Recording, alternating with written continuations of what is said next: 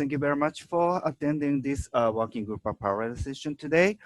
Unfortunately, we can meet in person, face-to-face this year, but I believe this working group session will be very successful and productive with your participation, and also a lot of very important presentations. Today we have a lot of presentations and time is very limited. So I would like to ask all speakers to concentrate on the very important point of your presentation and keep your time as much as possible. Okay, still not allowed to share my screen yet.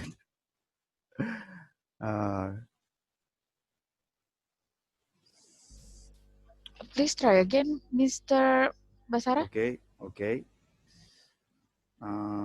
I try.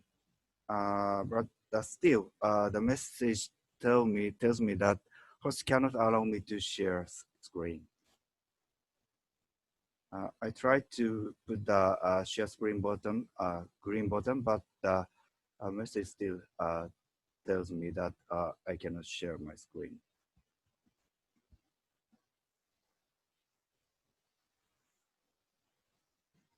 Okay. Today, we have three parts in this working group session. The first part is in a working group activity report. I will have a brief report of the working group activities after the, okay. Can you see my screen? Can see your screen. Yes, we can, thank you. Okay. Okay, is it okay? Can you see the screen? Yes, yes. Okay, okay. Thank you very much for your support. Today we have three parts in this session. The first part is a working group one activity. After the last plenary meeting in Canberra, we have two presentations. The first one is mine. I will report the activity of the working group. And after that, Dr. Goran Fu, Geoscience Australia, will make a report on the Asia Pacific reference frame and also Asia Pacific Regional Geodetic Project. And the second part is in a Global Geodetic Reference Frame, GGRF, and also education capacity and training and capacity building. And last session, we will have an, we have finally have a discussion about a resolution of working group one to the plenary meeting, UN-GGIM-AP plenary meeting the day after tomorrow. So let me start with the first presentation. I would like to make a brief report on the, sorry, this one is wrong. This one is wrong. So, sorry. Yes, this one. I would like to report the activity of UN-GGIM-AP Working Group 1 after the last year's plenary meeting in Canberra. After the, as you already know well, UN-GGIM-AP Working Group 1 Geodetic Reference Frame currently chaired by myself. We have 1, 2, 3, 4, 7 vice chairs from Australia, China, India, Malaysia, Mongolia, New Zealand, and Korea. After the last plenary meeting, the vice chair from India was replaced. Now, Mr. Shanbir Singh is a vice chair from India. And the working group has 4 main activities, 4 focus areas. The first one is the collaboration with UN-GGIM, a global UN-GGIM geodesy, the subcommittee on geodesy. And the second one is regional reference frame, Asia Pacific Reference Frame APRF, Asia Pacific Regional Geodetic Project APRGP, and the third one is Regional Height System Unification, and the last one is a regional capacity building. So let me start with a collaboration with UN-GGIM geodesy. UN-GGIM Subcommittee on Geodesy, this one is established in August 2017, and working on sustaining the Global Geodetic Reference Frame, GGRF. The working group was chaired by Nick Brown, Australia, and Alexei Trifonov from Russia. The working group was chaired by Gary Johnston, but he steps down last year, and Nick Brown took over the role of chair. And the working group has five the subcommittee has five working groups: geodetic infrastructure, policy standard convention, education training capacity building, outreach and communication, and governance. The subcommittee of geodesy membership includes, the membership is now extended to 42 member states, and they have voting rights. And other member states who do not have voting can attend the subcommittee as associate members. This associate member includes International Association of Geodesy, IAG, International Federation of Surveyors, FAG, and also other geodesy-related stakeholders. And also the subcommittee has observers. From Asia Pacific, 10 countries attending the subcommittee as voting members: Australia, China, Fiji, Islamic Republic of Iran, Japan, Kyrgyzstan, Malaysia, New Zealand, Philippines, and the Republic of Korea. They are a current voting member of the subcommittee. The voting member only 10 countries, but all other Asia Pacific member states are invited to participate in the committee. So if you have interest to join this activity, please let me know. The subcommittee already has 3 official meetings, 2 face-to-face meetings in 2017 in Mexico and 2018 in China. And the subcommittee originally planned to hold a face-to-face meeting this year, April, but because of COVID-19, this meeting was shifted to virtual, and the committee had a virtual meeting in June 18th. The subcommittee has a discussion of subcommittee report to UN-GGIM 10 session, which was held in August and September this year.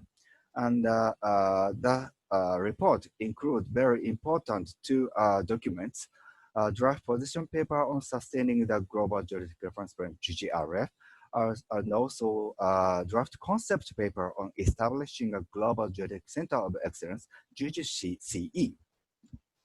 Let me just briefly talk about the progress of the discussion in the concept paper on establishing a Global Geodetic Center of Excellence, GGCE. GGCE was proposed by the subcommittee as mechanism to enhance governance of sustaining GGRF. And this was proposed in UN-GGIM 9 session in 2019. In 10th session this year, Germany proposed to establish the first GGCE at Bonn UN campus station. At Bonn UN campus in Germany. And the committee of experts, UN-GGIM, endorsed. The member countries agreed to the proposal from Germany, and UN-GGIM requesting the subcommittee on geodesy to have more consultation with the member states and relevant geodetic stakeholders. In this working group session, after in the second part 2, the co-chair of the subcommittee on geodesy, Nick Brown, will make a detailed presentation regarding this activity. So we will have more details in his presentation. And the second main activity is an regional reference frame, APRF and APRGP.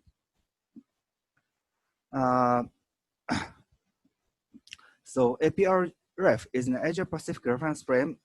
This is a regional geodetic reference frame realized by continuous geodesis observation of over 600 stations. And currently, 28 member countries are participating in this APRF activity. And the purpose of this activity is densify ITRF International Terrestrial Reference Frame and improve access of member states to ITRF. The data of GNSS stations are routinely processed by 3 local analysis centers. Currently, we have 3 analysis centers: Geoscience Australia, Office of Surveyor General Victoria Australia, and Institute of Geodesy and Geophysics, Chinese Academy of Science. And all station coordinates are made available publicly through the APRF website. This figure shows a velocity field map determined by APRF course network. So you can see the Australia and other countries participating in APRF stage project covered by a dense velocity field. And there are still areas do not have stations, so it is welcome to participate in more stations to APRF. And the second activity in this regional geodetic reference frame is Asia Pacific Regional Geodetic Project, APRGP. This is annual GPS campaign. The purpose is also densify the RF and improve access to ITRF. Data analyzed by Geoscience Australia, and analysis report is distributed each year. So the countries who still do not have continuous GNSS observation stations, they can also participate in this regional geodetic reference frame through this annual campaign. Last year's campaign, APRGP 2019, conducted in 15 to 21 September 2019, participation from 16 countries and processed by Dr. Graham Fu, Geoscience Australia. The final report is already available at UN-GGIM-AP website. And this year's campaign was held in 13 to 20 September, 2020, and data is now processed by Dr. Graham Fu. Regarding these 2 projects, Dr. Fu will make a detailed presentation after this presentation. This map shows the station distribution map of the APRGP. Blue circles indicate the stations participating in the APRGP, and black triangles shows the APRF stations. So APRGP can cover the area APRF stations do not exist. The third activity is in regional high system unification.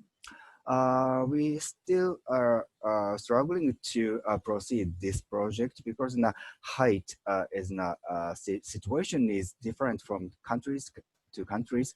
So we are still analyzing the situation is in this region and considering to proceed to our work.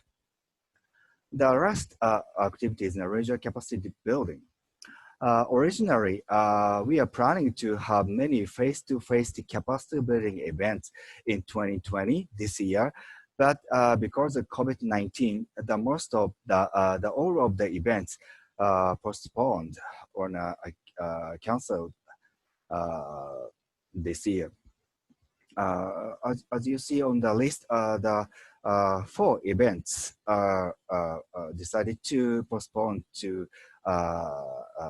next year, and we also need to be careful to avoid conflicts between the capacity building events next year, because many events are postponed to next year, and we need to be careful to avoid duplication conflicts of the events. Okay, this is the end of my presentation. Thank you very much, and thank you very much for your attention. And if you have any question and comments, please. Do you have any question or comments for my presentation? If you have any question, please use a raise hand button at the Zoom participant list below the list of the participants. Okay. If not, I would like to invite the next speaker the next speaker is Dr. Garon Fu, Josans Australia, and he will make a presentation on the APRF and APRGP updates. Garon, you have a floor.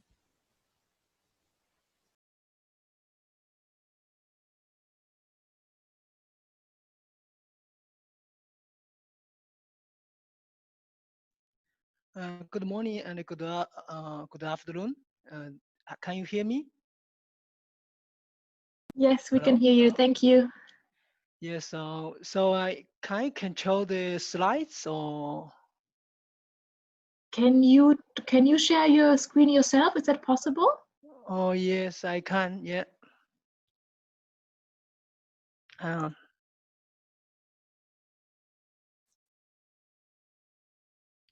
Can you let me in? So it also doesn't work for you sharing the screen? You don't have the access? Okay, Yes.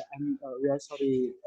This is because we cannot set you as the co-host. So, okay, you can try. Yeah, I asked the request to share my screen.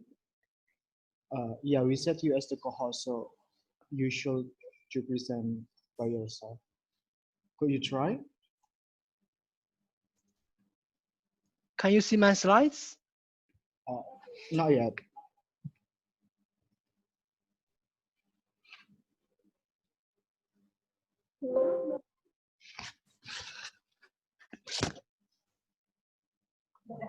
Okay. Can you see my slides now? Yes, we can. Thank Yes. you. Yeah. So maybe I can start. Can I start to talk? Yes, please. Okay, you can. Yes, I will give the updates on the two projects on the APRIF and the APRGP projects. Just now, Mr. Basler already mentioned some of the projects. So what I will do, so I will focus on the some issues and the results and more information on the APRIF and the APRGP projects. So you just confirm you can see my slides this now? Yes, we can. Okay. Yes. So these two projects actually is the main purpose is to link the national geodetic data to the international terrestrial reference frame, and as you may know, the APRGP project actually has run since 1997, so more than 20 years now. So since 2010, we initiated a new project called AP-REEF project. So this project, we just to share in the continuous course data with the community and link the national geodetic data to the ITIF more continuously. So but for some countries, if you still cannot participate the APRIF project, so we are still running the APRGP project. So this maybe exists in some confusion sometime. So of course, we encourage member countries to join the APRIF project if possible. So because the APRGP campaign only we collect 1 week data to process data to link the national geodetic data to the ITIF, so actually not good enough. So how next one I will show you how we link our two projects results to the international reference frame currently in ITIF 2014. So we actually process the data for the two projects, use the scientific software Benis version 5.2 for both projects. And when we process data, we process a whole network together with more than 200 IGS course stations where data available around the world. So we use this 200 IGS course size to link to the ITIF 2014. Currently, you know, the scene is GPS week 2106, because the IGS 14 updated to the new data so-called IGB 14. They just maybe deleted some bad size, add more good IGS core size in to update this IGS 14 to IGB 14. So our project also linked to the recent one IGB 14. So when we process the data, we always conform into the IEIS 2010 conventions and consider the solid earth tide displacement. We use the TEID 2000 model and the ocean tide loading model. We use the FES 2004 model. So when we consider the troposphere collections, we use the wet neo mapping function in every 1 hour to estimate the troposphere collections to improve our solution. And of course, we follow the IGS guidelines for data processing, use absolutely antenna calibration PCV models. So for last year campaign, we run in the middle of September 15 to the 21st September last year, and also data contributed from 16 countries and regions. So we already finished the data processing for last year campaign and published the result and circulated in the member countries, and also we publish it on our website. So later I may show you the ways the link. So from this figure, we can see actually for the APRGP campaign, we can see more densified than the uplift stations. So we always encourage member countries, if you can contribute course stations data to the uplift, it will be better. So for this year campaign, we have run from 13 September to 19 September this year. So currently data is on the collecting stage.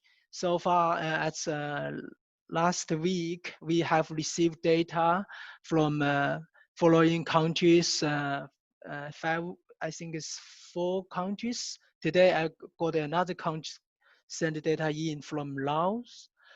So for the campaign data, I have to highlight, when you contribute data to the APRGP campaign, please ensure sending the right metadata, especially for the antenna type and the antenna height information. This is very important when we process the data.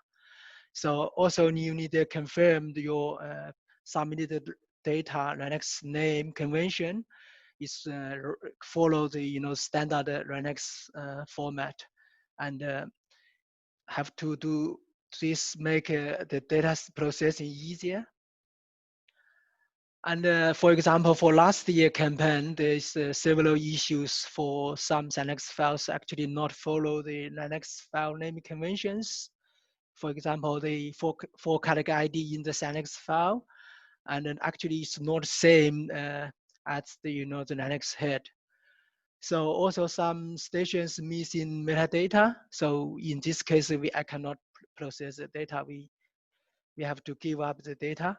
So and some Linux head information actually not match the metadata. So in this case, so I will trust the log file and metadata. So and also some country, 1 or 2 countries submit some stations use the antennas actually not in the IGS publish the list of antenna calibrations. So in this case, we cannot process the data. So we cannot get a solution because we do know which kind of model for the antenna calibration we used when we process data. So I always highlight when you process the data, please ensure that provide us the right antenna type and the antenna heights information for us. So recently, since the last UN-GGIM for Asian Pacific meeting, we have more new uplift stations join the uplift project. For example, we got 6 sites from Japan GJI Institute into the uplift project in last month, and another site will be added into the from Japan as well to the uplift project JAXA. And the good news is GJI from Japan also will be one of the uplift local analysis centers soon. They are testing the software, will be submitting the solution, I think in the coming next few months. So another recently change for the uplift project, I have to share you the information is we move in the FTP access point from the old FTP points link to the new one. And another second change is from Linux format version 2 to we are hopefully will move into the Linux version 3 under the compilation format will be moving from .z to .gz compilation. This is another change. And for the change, if you got lost, you want to access the data for the uplift, please find the more information from this link. If you still get lost, you can send us an email to geodetic@ga.gov.au. So I also mentioned the data format in terms of IGS guidelines, or we uplift project also will follow the IGS guidelines. We're moving from Linux format of 2.x to 3.x. So during the transition stage, we still accept both format, but we encourage you submit Linux 3 format if possible, and also the data submission in gzip form compilation will be better. So in this case, if you follow the rules, will make the data management and the processing easier for us, because when we process data, if we deal with two types of Linux format, maybe we'll make some the software processing stops in some time. So this slides I will show you more information how you we actually put all the annual API-GP campaign data and log sheet on this FTP. So and also the every year analysis report I put on this FTP, similar FTP as well. You can find it. And all the uplift solutions we put into the FTP link like this one. So if you want to know more information on the uplift project, please refer to our uplift website.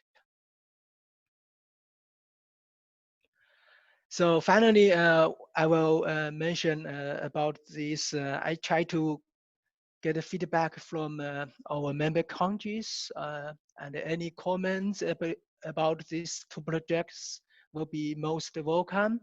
And another thing I have to mention is the uplift project actually is another test bed for course size before joining the IGS network. If you want to contribute your course size to the IGS network, so the IGS community will reckon you to submit the data to the uplift project first. Let us to confirm the data and the solution meet the IGS requirement. Then then they will accept the course size to the IGS network.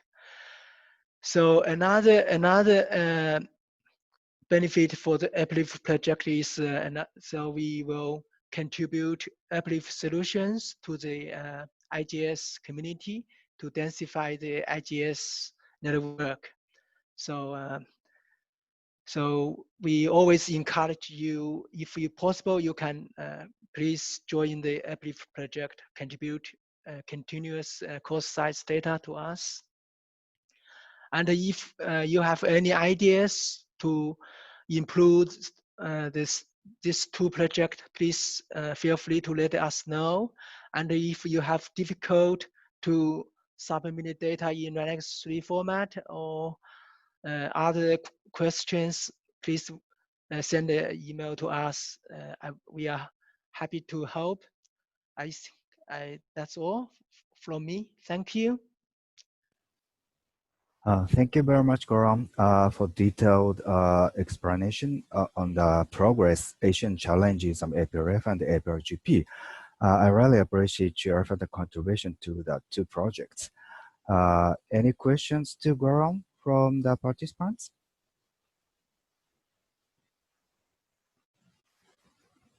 Okay, looks every, okay, Yang, Indonesia, please. Yeah, okay, thank you very much. Sorry, my name is Yan from BIG. I have one question for Gorams, Dr. Yes.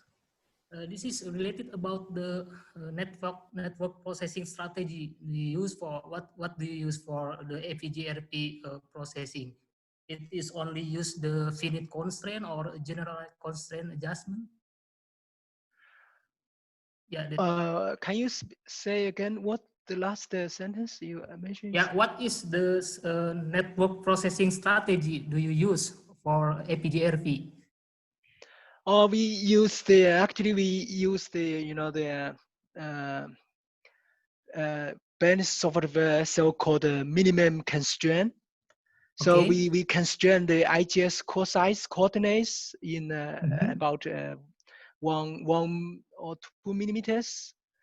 So use this one as the reference frame to constrain whole network solutions to link to the IGS 14, currently actually in IGB 14. So that's I answer your question. Yes, but this is for me maybe it's too tight for constraint, because I think it's need keep the free network for regional, like maybe in Southeast Asia, because the very tectonic movement there. So you use the tightly constraint. Not tightly constraint, but give the free constraints. Oh, free constraint. Yes, if you use to do the free constraint, it's still okay. But when you link to the IGS 14, I think I would like to suggest you to do another further processing to use the minimum constraint or tightly constraint, so you can link your data to the IGS 14. Okay, yeah, maybe because for the FPGRP processing, not for the whole cover in the world, right? It's just only FPGRP station, like you saw me. We also use all the IGS around 200 IGS core stations around the world. Yeah. Okay. Thank you. No worries. Thank you for question. And we have run out of time, so I'd like to invite the next speaker, Miss Alison Craddock. As the president, Alison Rose already mentioned that IGIF is very important activity, and this is also important for our community, Geodetic community. Alison is very active in the subcommittee on geodesy, and also she's also very active in the IAG and GIGOS. She will make a presentation on IGIF, geodesy, and positioning semantic layer. Alison, you have a flow. Okay, thank you very much. Can everyone see my screen? Yes, but your voice is a bit small. Can you hear me now better? Better. Okay, all right, thank you. Okay.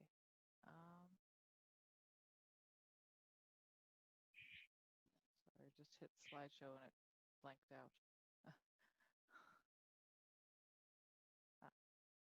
Can you see it? Is it full screen now?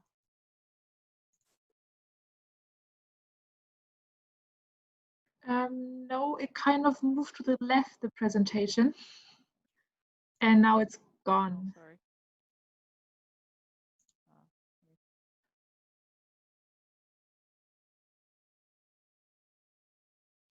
Having some unanticipated technical difficulties. All right, let me try this in a perhaps less elegant way. No worries. So BAG can also present for you if you would like.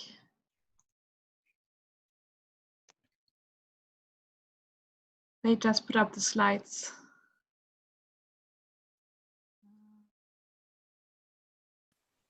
Are we back? Yes, so BAG put up the slides. So if it's okay with you, they can control the PowerPoint. Okay, that's great. Okay, great. Okay, well, sorry for that, everyone. Thank you very much, and thank you for the opportunity to present to you all. I wish that we could all be together in person, but looking forward to the next opportunity. Next slide, please. So, as Basara mentioned, I'm here to talk to you a bit about our first steps to developing an IGIF geodesy and positioning thematic layer. And the perspective of my talk today is going to look at it from a policy design perspective. And just as a little background, we're working on the four major thoughts that need to know our location on Earth down to the smallest possible measurement may only be satisfied by international collaborations in geodesy. That no country has the capacity, be it physical, infrastructural, analytical, or financial, to make such precise measurements on its own. And global geodesies depend on findable, usable, and interoperable contributions from nations all around the globe, since no single country can maintain the global geodetic reference frame alone. And that by collaborating with international partners and NGOs, we are able to collectively leverage limited assets to the top of current geodetic knowledge and capability. Now, the problem, as was agreed by the geodetic community and stated by the subcommittee on geodesy a number of times, is that to maximize the potential social benefit of geodesy, infrastructure must be diversely distributed and maintained around the world. And that subsequently people must be trained to analyze, process, and distribute geodetic positioning data needed to satisfy the scientific observation requirements. So when we look at this from a policy perspective, we try to identify the problem. And this is not necessarily a bad thing, but it is the thing that we're seeking to solve with our work. And so our policy problem in this draft in our current line of thinking, our policy problem would be that the usability of public geodetic infrastructure is at risk of degradation, and this is partially due to inadequate capacity development. And it's at risk for degradation for a number of causes, but what we will do, since I'm speaking on behalf of some of the work of the Education, Training, and Capacity Building Working Group, this presentation is really going to just focus on the capacity development aspects of this. Moving forward, next please. So as we've seen, the current utilization of the GGRF helps to build a foundation for a country's development and sustainability, and that a lack of geodetic skills blocks this utilization. Hence, a lack of geodetic competence and capability hinders a member state's development and sustainability. Next slide. And so as we move forward to try to figure out what would be the best way to organize this work and to move in a logical and interoperable manner, we consider the Integrated Geospatial Information Framework. And the IGIF, as many of you already know, is fairly new. It's only a couple of years old. And as my colleague Nick Brown put this slide together, and he says, why do we need this framework? And the answer is everything happens somewhere. We want to increase the recognition that spatial information is fundamental to good decision making. This is an excellent opportunity for us to show that our work is in alignment with overarching geospatial and even social benefit initiatives. And to maximize the use of our spatial data, there's a need to first standardize how we talk about it, the words that we use, to identify the gaps and develop fit-for-purpose plans. And thirdly, to improve the quality, accuracy, interoperability, and accessibility of spatial data. And so what we are looking for is, we look to the IGIF as a way to help us achieve these goals. Next, please. Now, as I'd mentioned before, the IGIF is something that we see as a potential tool to help us better communicate and relate our work. Sometimes, as we all know, geodesy can sometimes be a bit difficult to explain to the general public. And this is something that we can find ways of aligning our work to this framework, and that at the same time, it also provides avenues for us to align our work and make sure it is known to these three major UN activities, goals, and frameworks. Many of you already know the Sustainable Development Goals, the Sendai Framework for Disaster Risk Reduction, and the Climate Change Adaptation. And so ultimately, we look to this to reduce the vulnerability, enhance the resilience of our communities. Next, please.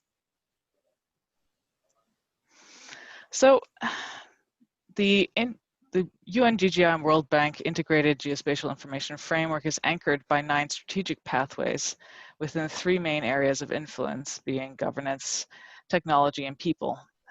These 9 strategic pathways seek to maximize the innovative and integrative nature of the geospatial information by making it available and accessible. And we really look at this as a means of helping us to innovate, co-create, and develop new products, services, and applications that deliver new knowledge for evidence-based policy and decision-making.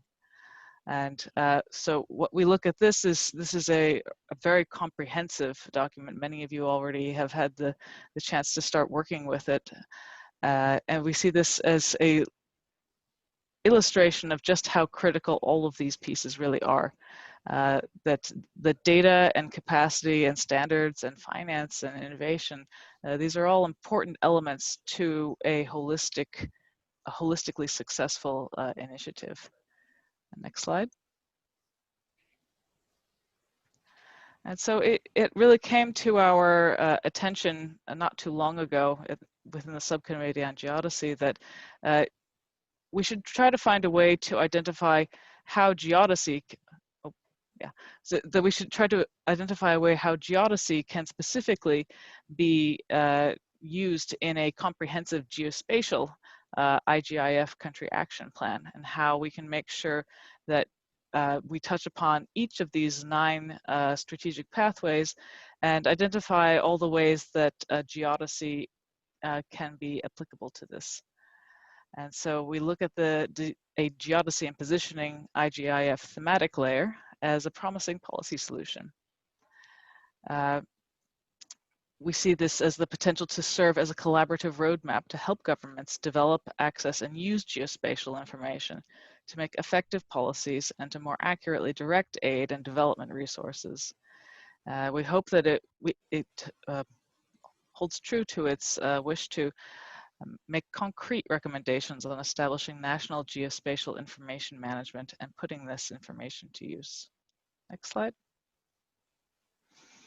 So digging a bit deeper into the policy analysis of our problem, This is called, some people call it a fishbone diagram. It was invented by a gentleman of the name of Ishikawa. And the idea of this is that we look at the big problem that we were trying to solve, and then we name all of the causes that are potentially causing this problem. And some of them are sub-causes, some of them are main causes. And what you see here is effectively a summary of our Subcommittee on Geodesy capacity building questionnaire that we circulated in 2018 and 2019. And many of you were actually contributors to that, and we thank you for it. And this is a paper that was compiled by the Subcommittee on Geodesy Education, Training, and Capacity Building Working Group, and was presented at the virtual International Federation of Surveyors Working Week earlier this year. And so what we did is we looked at the recommendations and the findings of our analysis, and we tried to organize all of the different things that were identified in this survey. And as many of you already know, it was a rather comprehensive survey. And two main causes of the fact that our geodetic infrastructure is at risk of degradation, partially due to inadequate capacity development. We identified the cause that existing capacity development resources are insufficient, and that existing capacity development resource cannot be found or accessed. And so these two causes are something that we believe could be addressed by a thematic layer, addressing a thematic layer that works in concert with the IGIF. Next slide. So another common line of thought and analysis in policy is to use what's called the theory of change. So on the far left, you see our proposed solution, the geodesy and positioning thematic layer for the IGIF. And on the far right, you see the problem that we are hoping to solve, what we would like to change. And in between are what are considered measurable steps. So if we are to develop this geodesy and positioning thematic layer, our first step might be that existing capacity building resources are aligned and translated to the common vocabulary and format of the IGIF. Then moving on, future capacity building events, resources, and initiatives are organized within the common framework of IGIF. This could be something as simple as having a agreed upon vocabulary, or that papers and other things would be categorized in ways that are in alignment with the categories presented by the IGIF. And that geodetic capacity development resources are then hopefully easily found, utilized, and available in multiple languages by current and new users of geodetic data. And ultimately, it is the hope that this intervention will stop capacity development derived degradation of globally shared geodetic infrastructure and the GGRF. Moving forward. And so, as I said, what we're looking at right now, and this is still very much so things that we are thinking of and that we are working on within the subcommittee's education, training, and capacity building working group, that we're looking at developing this geodesy and positioning thematic layer dedicated to both identifying and aligning geodetic capacity development needs in other broader set geospatial uses and applications of the IGIF. Next, please. So, where do we go next? Some of our initial thoughts.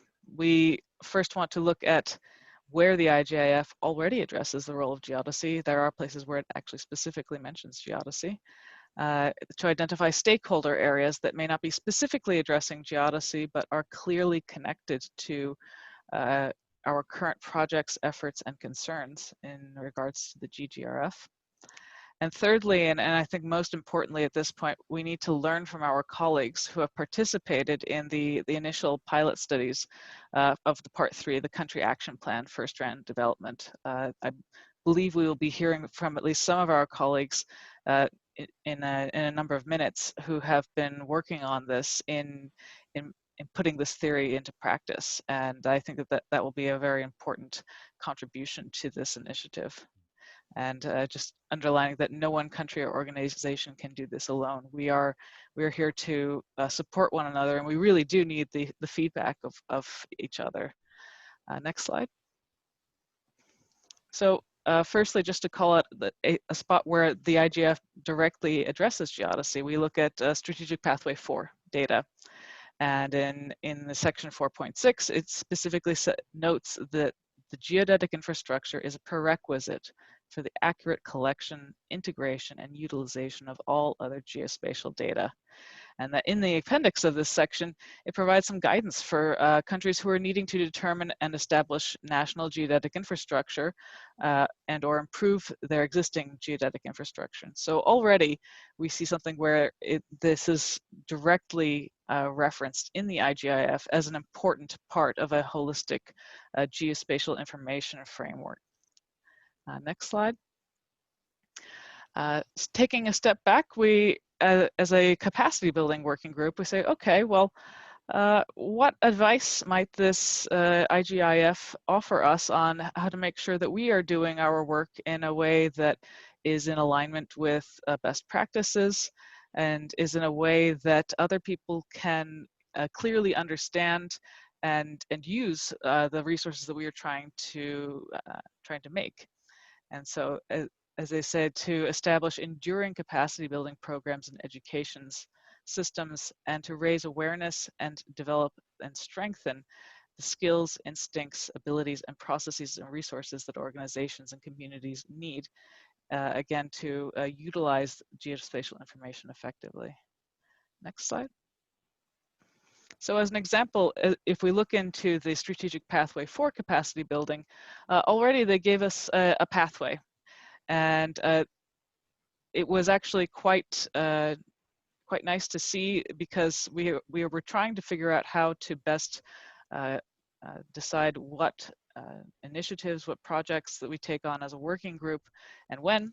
And as we saw, this reinforced the fact that we were in fact already off on a good start. And as you can see from the arrows, we're somewhere between the two arrows right now. And so it's still very much so in the beginning of our path, but it's really nice to have this kind of a sequential path as a suggestion, saying that first off, of course, you need to establish a working group, and then you might need to do an inventory of knowledge and skills and resources. And right now we're on the assessment and analysis phase. So the fishbone diagram that I showed a couple of slides back, that's really what we're doing here. We're looking at, we're analyzing it from a policy standpoint. Next slide, please. And again, just pointing out some of the other benefits of the IGIF. I cannot stress enough how useful it is to have standardized vocabulary and a standardized base level of organization, so that somebody from another culture, another language group, even another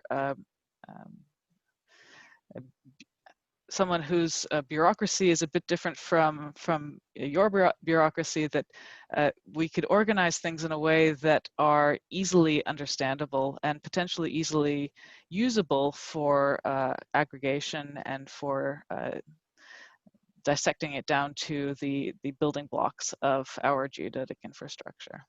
Next slide, please.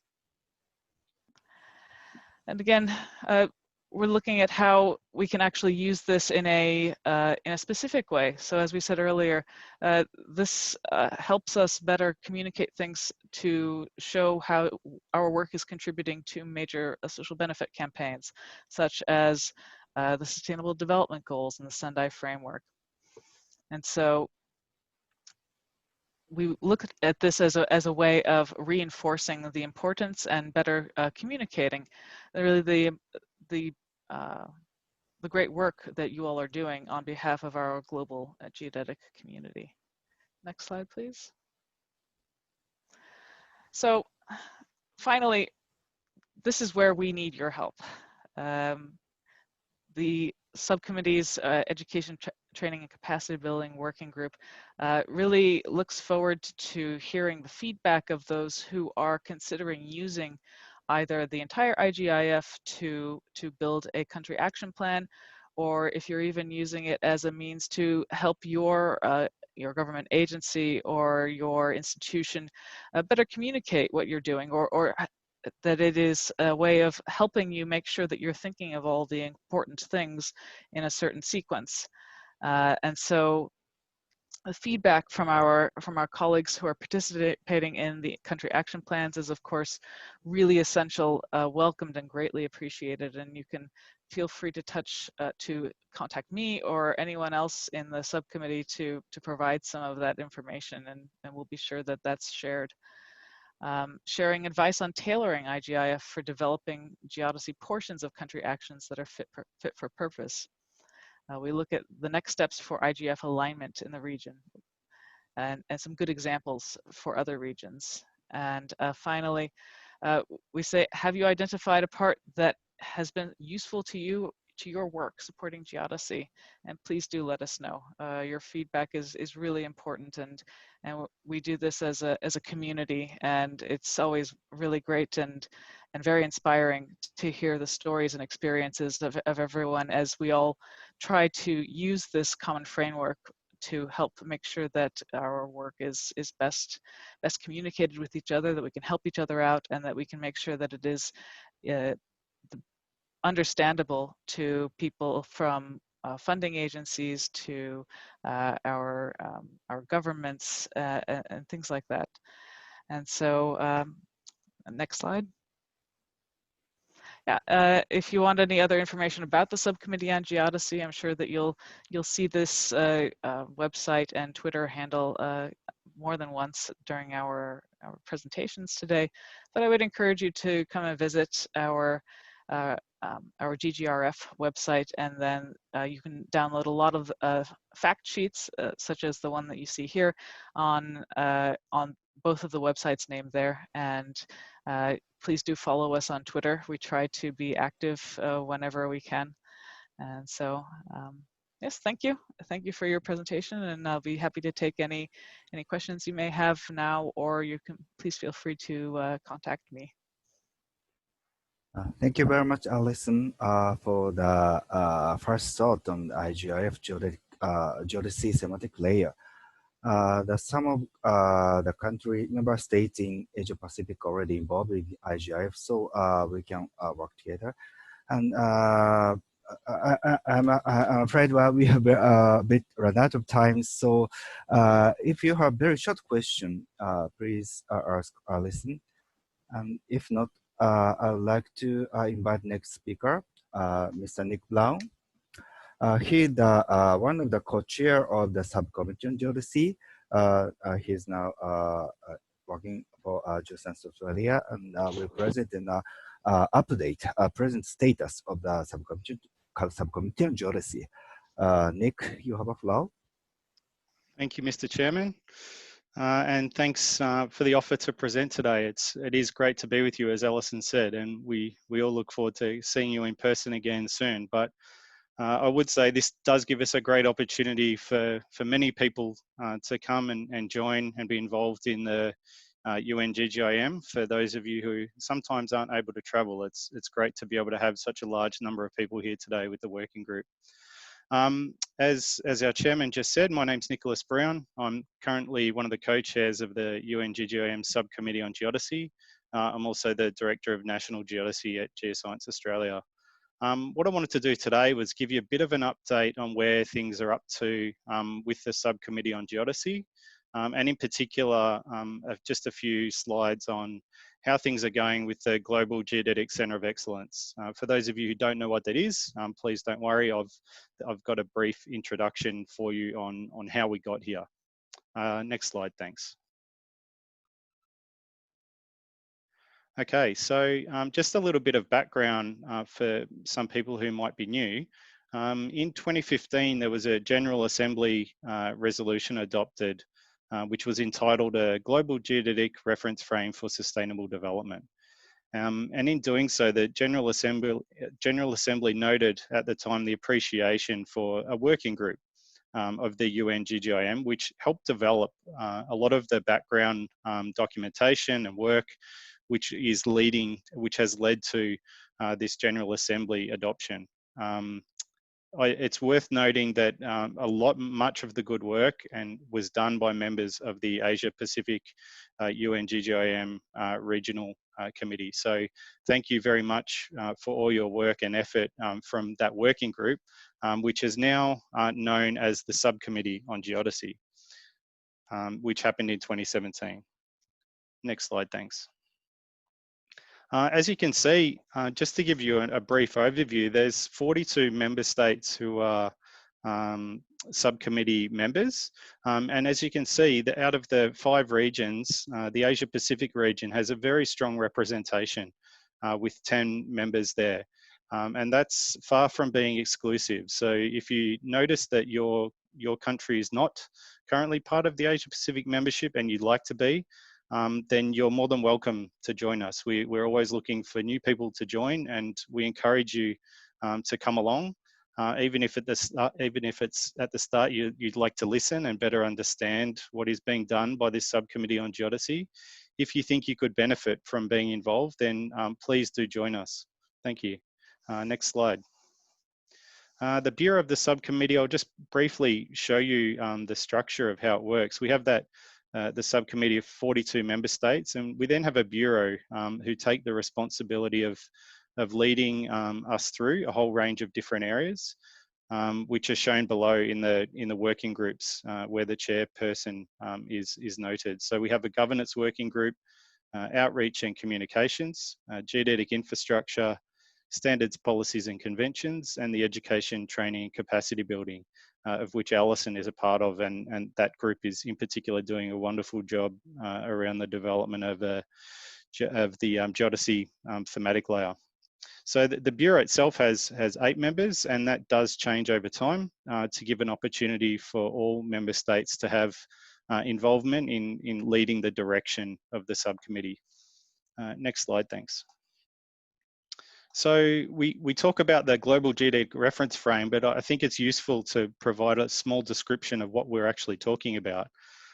It's not just referring to the reference frame itself, which is commonly seen as ITRF nowadays, but it's looking at all the other elements that are included in that around the data, the analysis capability, the people and the infrastructure, which are required in order to make sure that we can access the GGRF and use it. And there's a growing recognition, particularly amongst some governments, which is great to see, that global geodetic reference frame is actually providing a very important foundation for evidence-based policy decisions and program delivery. So in addition to the traditional sectors of like survey mapping and navigation, which people have traditionally used precise positioning for, we're seeing that there's this increasing demand for location-based services through mobile phones. It's increasingly critical for engineering projects, automation, agriculture, construction. I won't read them all out, but I'm sure you can see the list goes on and on. And it's the GGRF that's really enabling that accurate and robust alignment of our spatial data to ensure that we can make good decisions in all those sectors. Next slide, thanks. So in recognition of this, as I mentioned, it was good to get recognition from government on the importance of these things, and we have, as part of the subcommittee, have been able to get that recognition through the committee of experts within the UN-GGIM.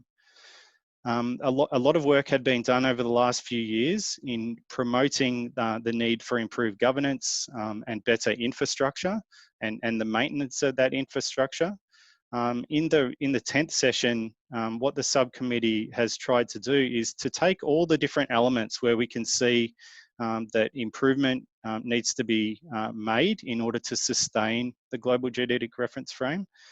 We have shown in a position paper that we presented to the 10th session that help is actually needed in many areas, and that includes the governance, geodetic infrastructure, policy standards and conventions, education, training and capacity building, and communications and outreach.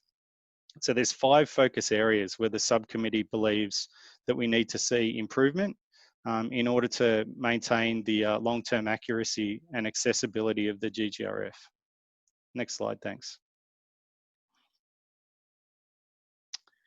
So those 5 categories that I mentioned there are what you can see in the green circle here, where it's the what. These are the areas where something needs to be done. We talked about the why. We need to maintain it to sustain the GGRF because it leads to all these capabilities for us across the economic, social and environmental sectors. But as you can see, a lot of the complexity relating to global geodesy and achieving the what comes down to the who. There's so much great work being done by so many different groups. The one thing that the subcommittee on geodesy has recognized is that we could benefit from improved coordination and governance to make sure that we're not duplicating work and that we're able to identify gaps amongst all the work that's being done by the different groups. So this role of the subcommittee has really been to try and galvanize all these different groups in the outside circle to then try and achieve the what and why we do it. And hopefully we get to an improved GGRF in the long term as a result. That's our ultimate aim. Next slide, thanks. So I won't go through these in detail, but I wanted to show to you that we haven't just talked about in general high-level terms in this position paper. The subcommittee has come up with a draft work plan. And here's just 2 examples from section 3.2 of that position paper. And that position paper to sustain the GGRF is now out there and open for you to review. And we strongly encourage you to have a look at it and determine whether or not you think it's the work packages that have been identified are going to be useful for you and your country. We have worked hard and consulted with people from both developing countries and other countries as well to try and determine whether or not it's fit for purpose. We've taken much of that feedback and incorporated it into this plan. But we have this out for consultation now, and so we further encourage you to go out and review these kind of work packages that we've spelt out, and let us know whether or not you think it's going to be useful for you.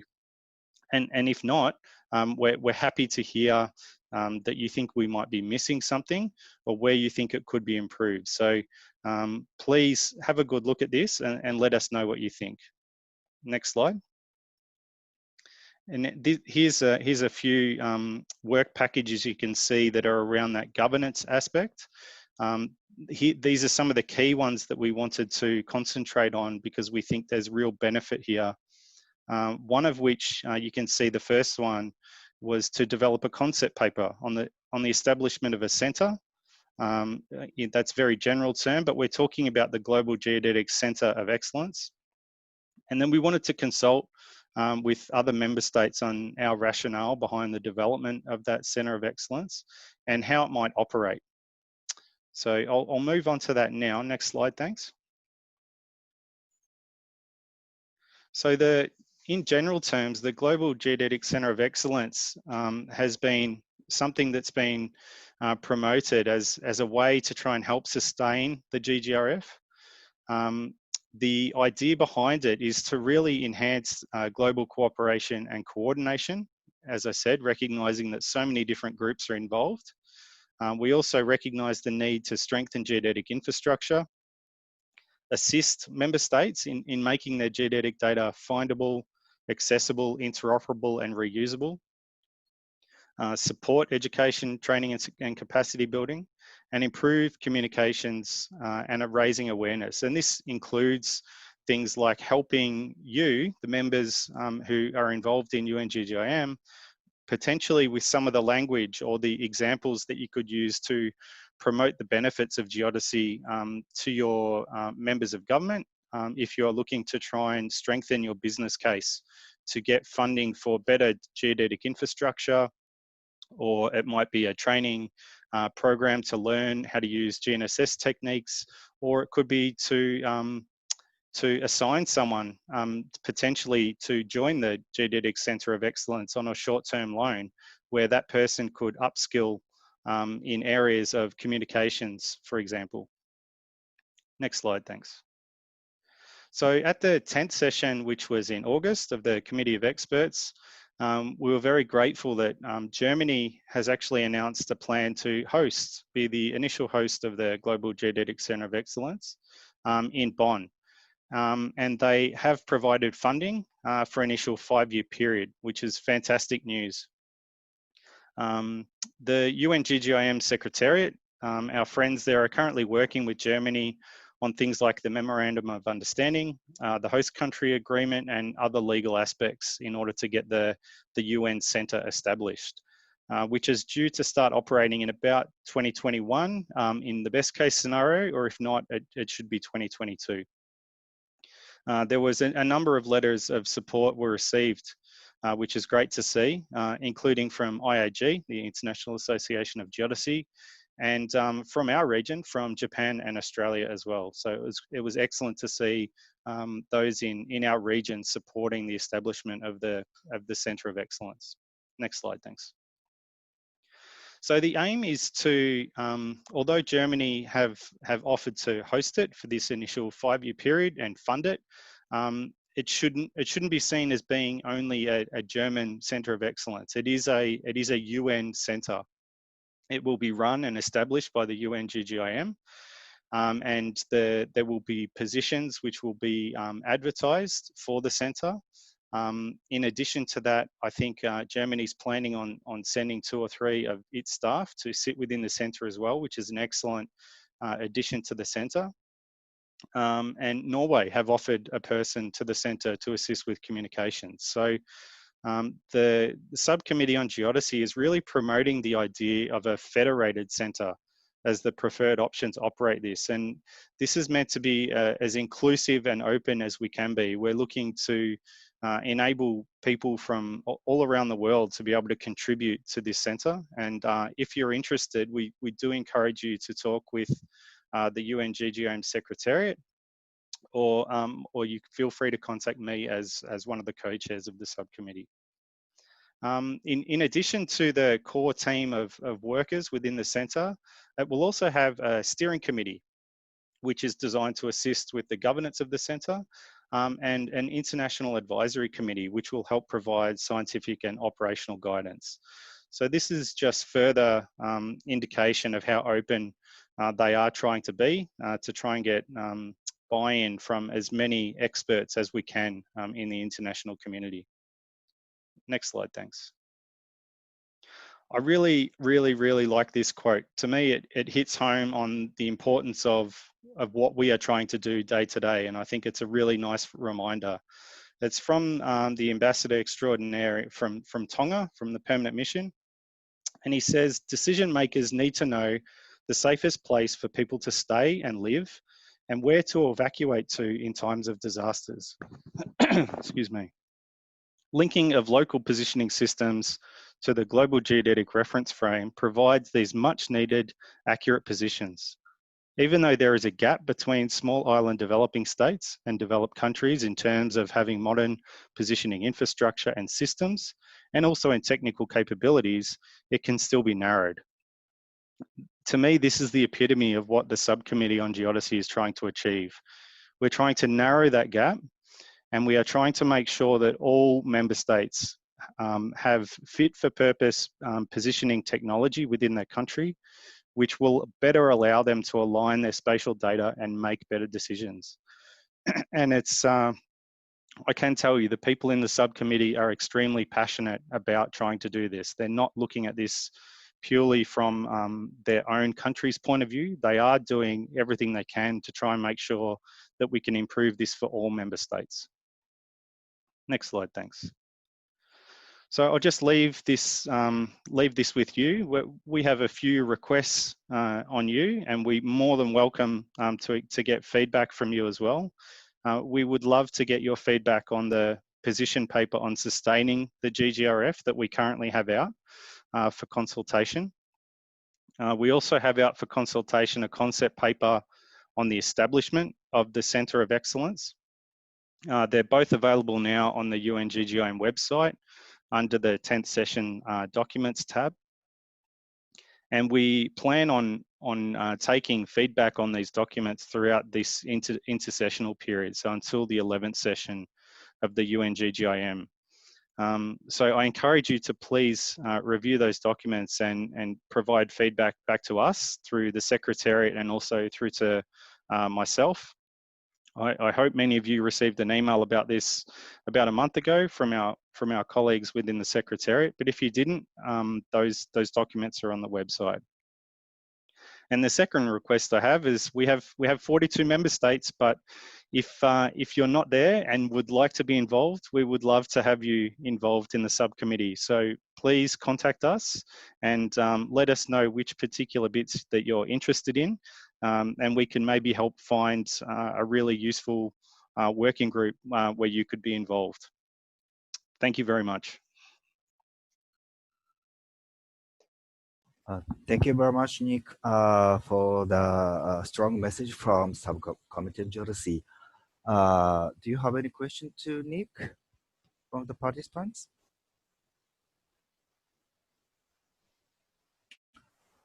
Okay, the message is very clear. Originally, we planned to have a 5 minutes break here, but I'd like to propose to skip the break and go to the presentation from the member states. I'm sorry for my part-time management. We are still a bit run out of time. Thank you very much, Nick, for your presentation. And I'd like to invite the next speaker from Fiji, Mr. Sanjay Kumar and Mr. Asakaya Tubua. They will make a presentation of Fiji Geodetic Data Project update. Sanjay, Asakaya, you have a floor. Bulavinaka, I'd like to first share the screen and let me know if you guys can hear me.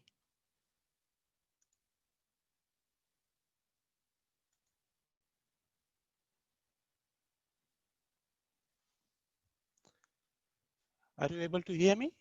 We can hear you and see your screen. Thank you. Just presenting on, unfortunately, Mr. Asakaya Tambua has been caught up in a meeting in our headquarters, but here with me is Mr. Enric from SPC. I would like to present on Fiji's update on modernizing geodetic data. In the same forum, in 2015, the idea was mooted for us to modernize our geodetic data. And from that time, works were done to prepare our work to carry out the geodetic infrastructure and all. We had only two core stations at that time, the Suva and Lotoka, which was run by SPC and Geos Australia. So in my presentation, I'll be covering on the core sites we have, the software we are using at the moment, and the why we are having that core stations in all the localities. We also have carried out the field survey campaign. We have also synchronized the data and what is left after that. So moving on to the other slide, there are 8 core stations we have constructed all over Fiji. Lambasa, Nambualu, Tevini, Kandavu, Koro, and the other 3 on the outer islands of Lakemba, Rotuma, and Onuilau. So this is basically what we have in the core station. We have a pillar and the hut contains the UPS and the receiver. This slide shows exactly what we have on the ground, the 8 core station. And this is the similar feature for all the other 7 core stations. Currently, we are using the high target software to run all the coast stations. This was donated by the High Target company when they had donated 3 coast equipment to us. So this is just an example of what we have at the moment in order to run the 8 coast stations. And this slide basically covers what the network looks like. So this network covers this part of area, the Vitilevu, Vanuatu, Maritime Islands, the EZ boundary, and the other existing first order and the second order stations that we have. So the field survey campaign required a lot of planning. We roped in Fiji Navy and SPC, and we went about creating survey specifications. There were also talks about having ships hired and equipment borrowed. I must thank Geospatial Australia through SPC and PGSC that we had managed to get the field survey equipment to be used in the field campaign. We also carried out the field operators training. We had the field survey campaign in 3 phases due to Fiji's geographic location and the size of the islands. So this slide shows the field campaign into 3 different phases. Phase 1 basically covered the outer islands, southern low islands. Phase 2, the bigger island of Vitilevu, and phase 3, the other second largest island of Vanuatu. So in totality, we had covered close to 140 stations in the field campaign. So for each phase, a field survey campaign specification was made that covered the institutions that are participating, the objective of the campaign, the time frame, and the each station details, whether it will be observed for 24 hours by 7 days or 6 hours on a daily basis. So for all 3 phases, the field survey campaign specification was made. So for looking at the field survey campaign, for phase 1, we use 58 staff with the help of Fiji Navy and SPC, and we occupied 12 primary stations and 42 secondary stations. That was 6-hour observations. And as for phase 2, that is the Vitilevu and the other outer islands, we had almost 60 staff with the whole help of the Fiji Navy and SPC, and we occupied 22 primary stations and 23 secondary stations. So phase 3, this was the other second largest island of Vanuatu. We had close to 63 staff, and again the other 2 agencies assisted us. So the third phase, we had occupied 18 primary stations and 23 secondary stations. So after the field campaign was completed, we had regular meetings with SPC, Mr. Andy Klal, and we made up our Excel sheet and we synchronized all the data collected from the field campaign. We covered 140 stations. So what we did, we had date of establishment of the marks, the year it was occupied, the WGS 72 values, 84 values, and for some of the stations, we also had the ITRF 2005 value. We also created a datum IRP calculator to help us in determining the antenna heights. And after the data synchronization was complete, we carried out data processing just to test whatever we had collected. So this is just an example of one of the sites, and we loaded the data on OSPOS. After that, so into administration part of the new datum, we are again looking at procurement of relevant software. As I had mentioned earlier, we are currently using the donated software through High Target. And then after that, we are looking at this training on the software, the capacity building.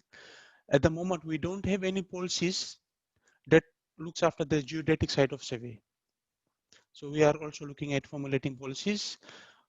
Also looking at how we can license the end users, the GNSS data management, and also the continuous maintenance of course infrastructure that we have at the moment. Looking at the capacity development need. Once we have the modern datum in place, then we also have to know how it will help the surveyors, the civil aviation fraternity, maritime industry, the agriculture sector, construction sector, and also look at the geohazard research. So basically help will be needed in the other sectors. So this is one forum which can assist us in moving forward. Finally, discussion and conclusion. We are looking at the geodetic adjustments. I believe there were some discussions that had taken place where Geos Australia was to assist us in processing the data that we had. We are also looking at the launching date for the new geodetic datum 2020. We have close to 41,000 existing survey plan that we also need to convert to the new datum. And also in future, precise labeling to all course session. And also we are looking at extending the course network. We are also looking at having another 2 or 3 stations in the middle of BT level. Ladies and gentlemen, this brings us to the end of this presentation. Thank you. Thank you very much, Sanjay, for the update from Fiji. Looks very nice progress in the geodetic infrastructure. Do you have any question to Sanjay?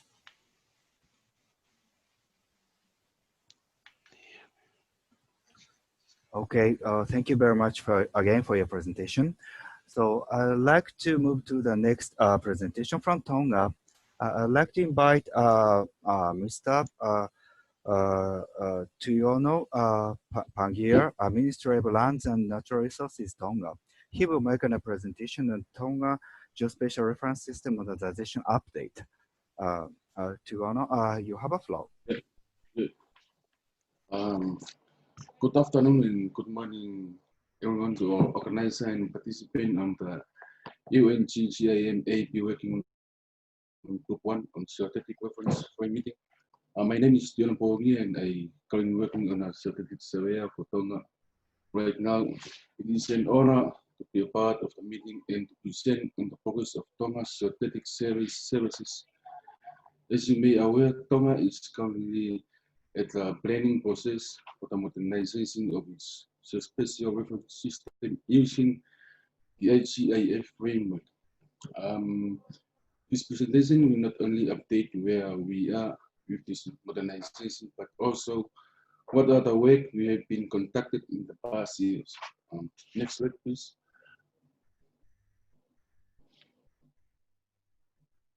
Next slide, please. Yeah.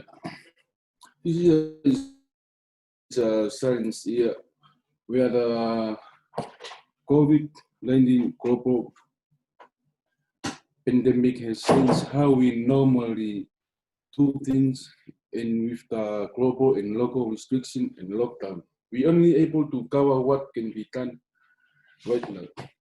National lockdown was observed, and when it was lifted, field survey and campaign were limited by the ministry to avoid contact with public.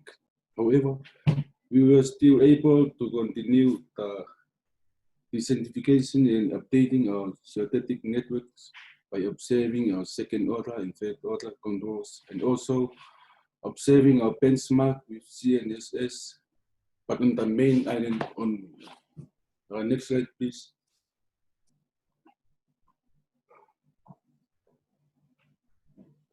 Yeah.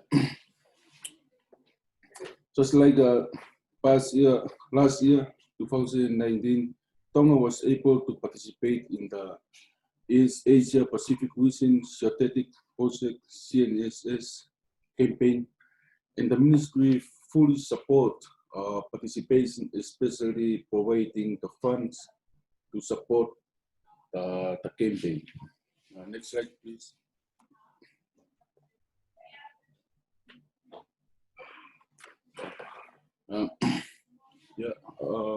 The benefit we support the campaign is member state but at the same time updating the coordinate of our geodetic marks, and more importantly is a capacity development for our young team.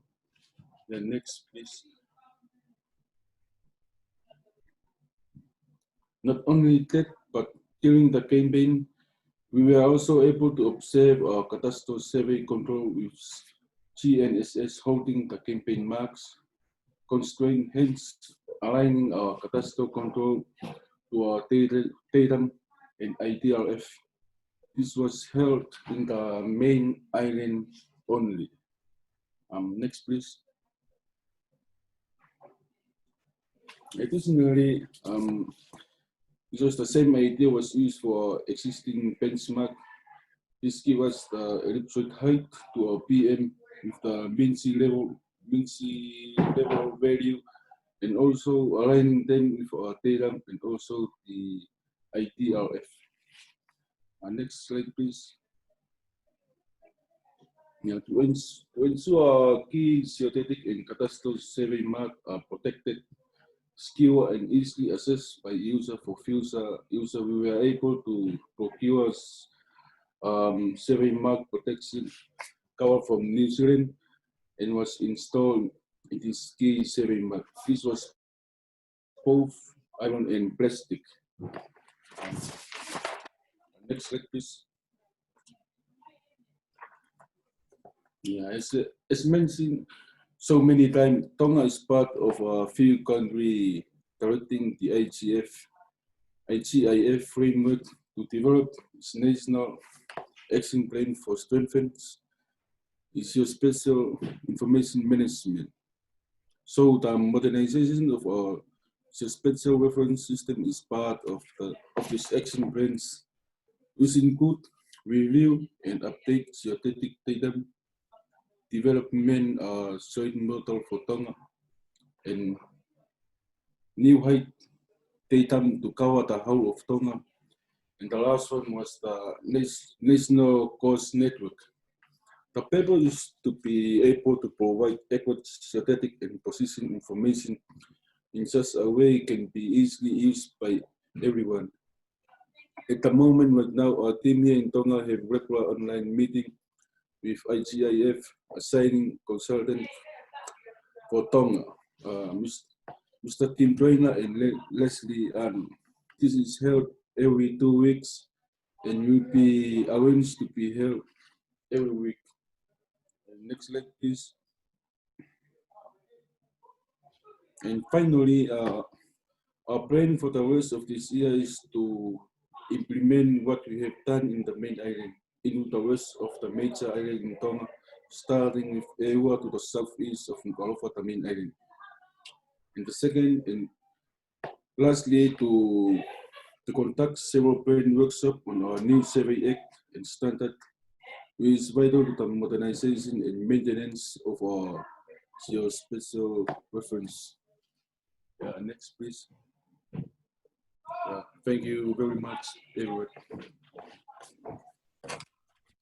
Thank you very much. Thank you very much for your presentation, Tuano. Do you have any question to Tuano? For the update of the geodetic infrastructure progress of Tonga? Okay, so I'd like to invite the next speaker from Tubal.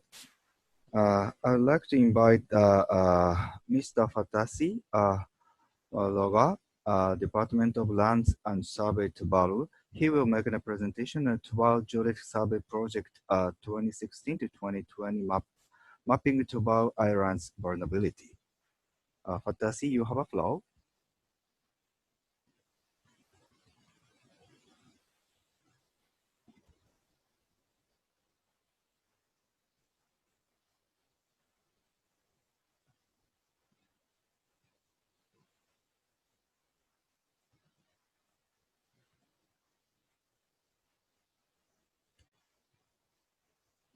Fatasi, can you hear me?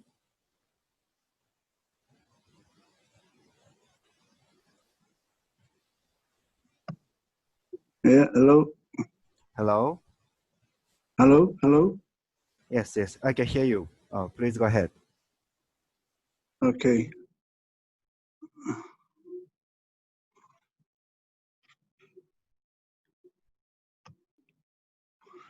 Can you see my presentation? Not yet. So please share your screen. No, how do I do it? With green button at the bottom. Okay, wait, just wait. Share screen. Okay, I got it. Share screen. Okay. Can you see it now? Yeah, yes, yes. Sorry for this. Okay. Hello, my name is Fatasi Malolonga. I'll be presenting from Tuvalu. So it's more or less giving updates of the work that we have done, like as Nick has alluded to earlier in his presentation, like this idea came about like from Fiji, like in the United Nations UN-GGIM resolution in 2015, February of 2015. And so next year, the following year, in 2016, we were fortunate to have government supports to kickstart this idea.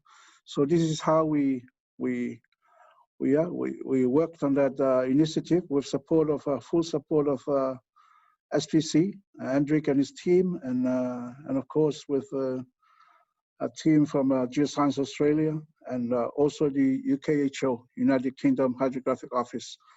So we set up a quick plan. It's just so that this can be materialized.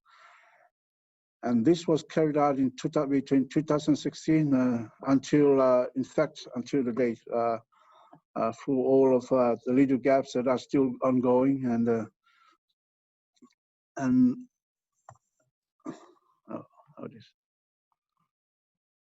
Okay, so this is this brief overview of my presentation. Is following the PTSC Pacific Geospatial and Surveying Council strategy and the Tuvalu Geodetic Survey campaign.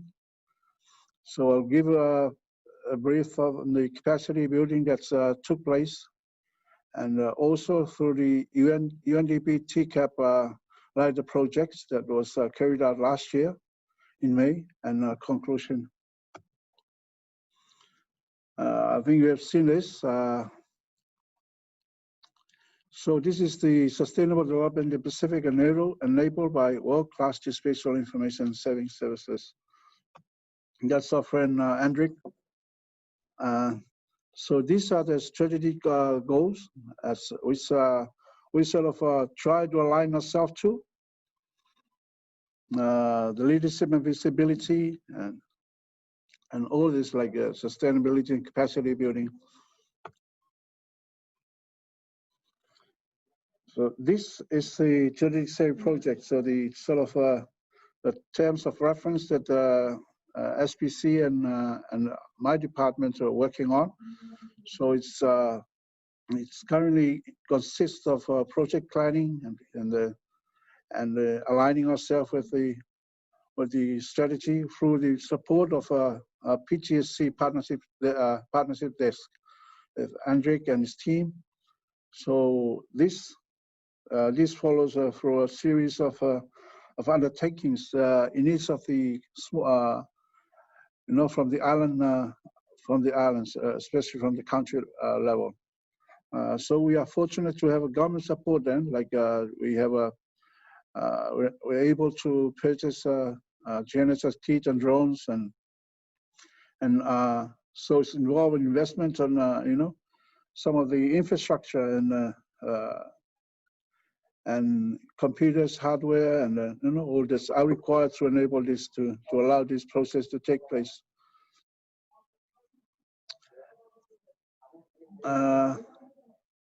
Planning of survey campaign. So it's risks of levels of protocols, equipment, survey teams, and transportation. So basically, these are the the activities that were carried out, as you know, like through a geodetic survey campaign, like, this is typical field work that took place. So on the second slide, like in the middle, it involves like also setting up a datum, trying to collect like a datum. This is from the sea level.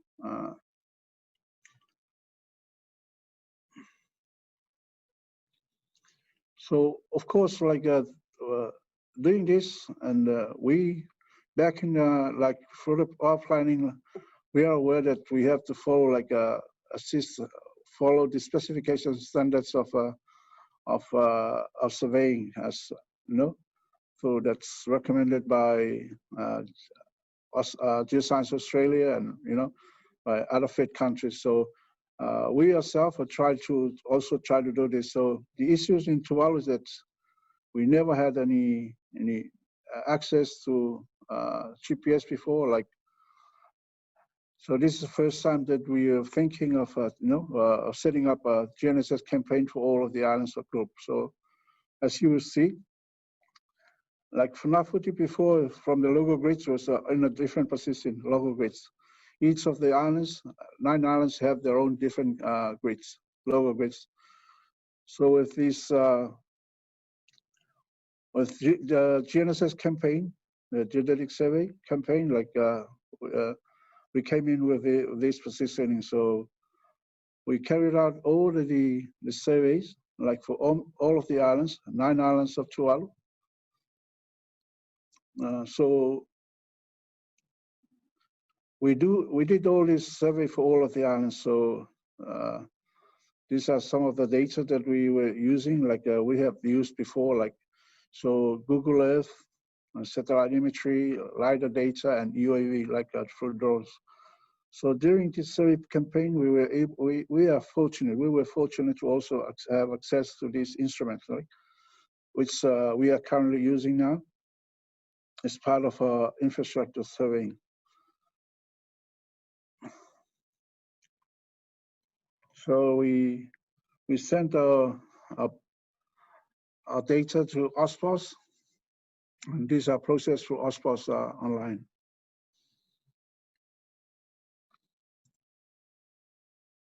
And of course, like we are aware of this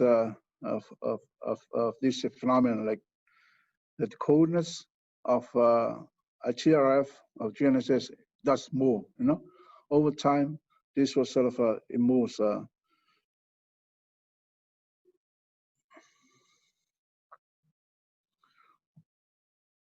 And this I brought this slides because it is very important, and I think to us, like to Tuvalu's case, this is something that we really need to emphasize and elaborate, especially defining it in a simple term, so that people can understand that we are not stationary.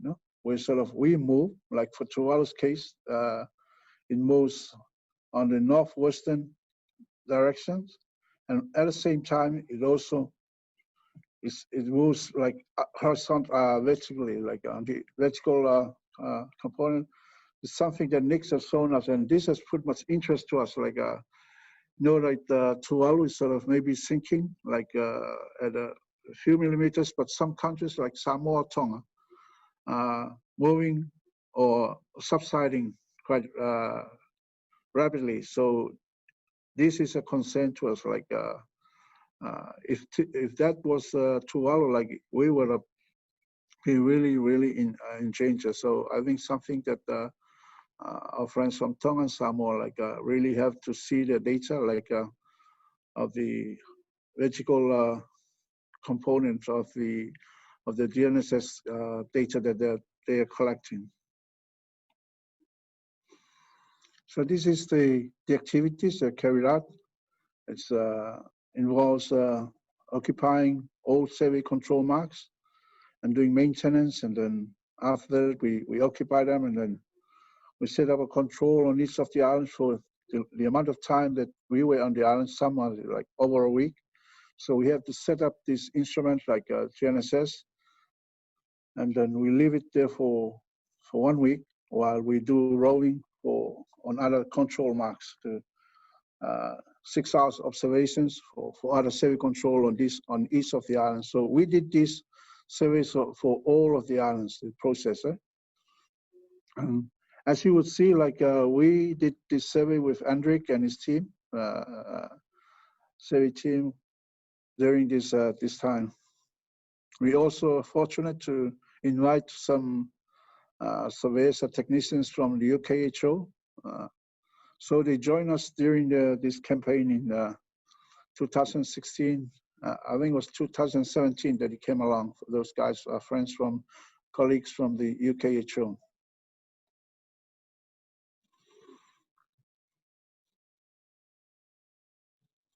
So these are some of the issues that we picked up during the survey, like using this survey sort of a ground truthing. Like when they got plotted, we noticed that some of the position on Google Earth were in fact out of place by these 32 meters. No, so I think this was Andrik's team that they found this error. So part of this survey, like we use this try to do photo controlling, like we go about and pick up features that can be used from the images, so that we can sort of georeference the images the later stage. During this survey, we also have time to pick up cadastral data, like boundary marks and boundaries for land parcels. So as you will see, like these two stations, the R10 triple kits were set up on boundary marks. Like this is the first time that they were being occupied or used or surveyed using GPS. Like, you know, we were using total stations or logo grid before. So we were using this to sort of try to work out a transformation parameter, so see how can this shift. As you see on the photos on the further right, furthermost right, you see that on the top, this is the cadastral survey data, so land ownership, land parcels on Waitupu, on one of the islands. Whereas on the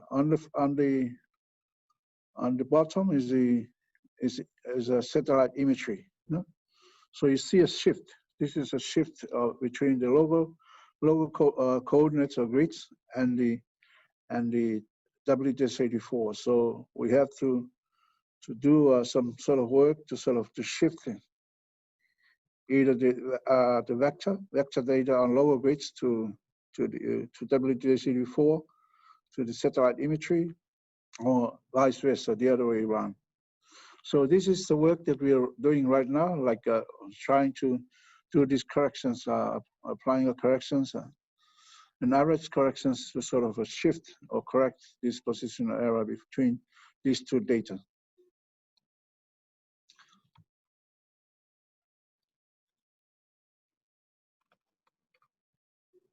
And part of this work also, as I mentioned before, also include installing tide cages to monitor vertical data on all of the islands. So we will go out and install tide cages below the sea surface, and then attach it to a pole, and then leave it out there for a period of time.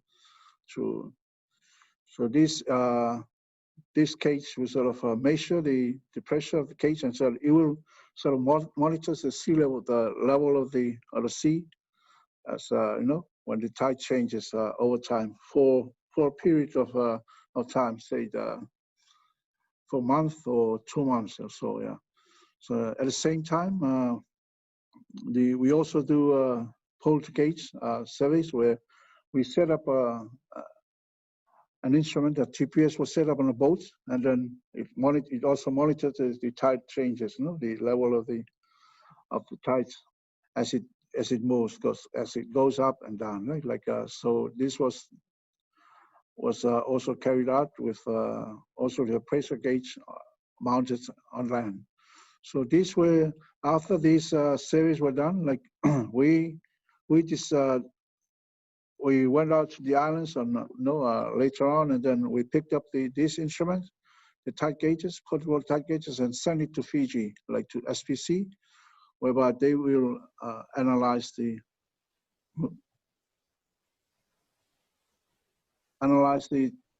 instruments. So that here, as you see, like these boys are doing this, and we also do like tide level monitoring, using a total station as an extra part, like redundant work to sort of check these tidal changes.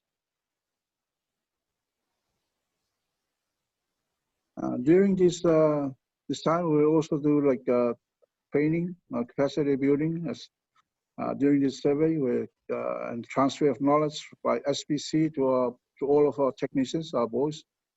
So doing handling all of these instrumentation and how the work was done, and the field work and GNSS. So the boys were given the opportunity to do all this, including all doing the daytime needs of the islands. So these daytime were, of course, were conducted for understanding of LAT,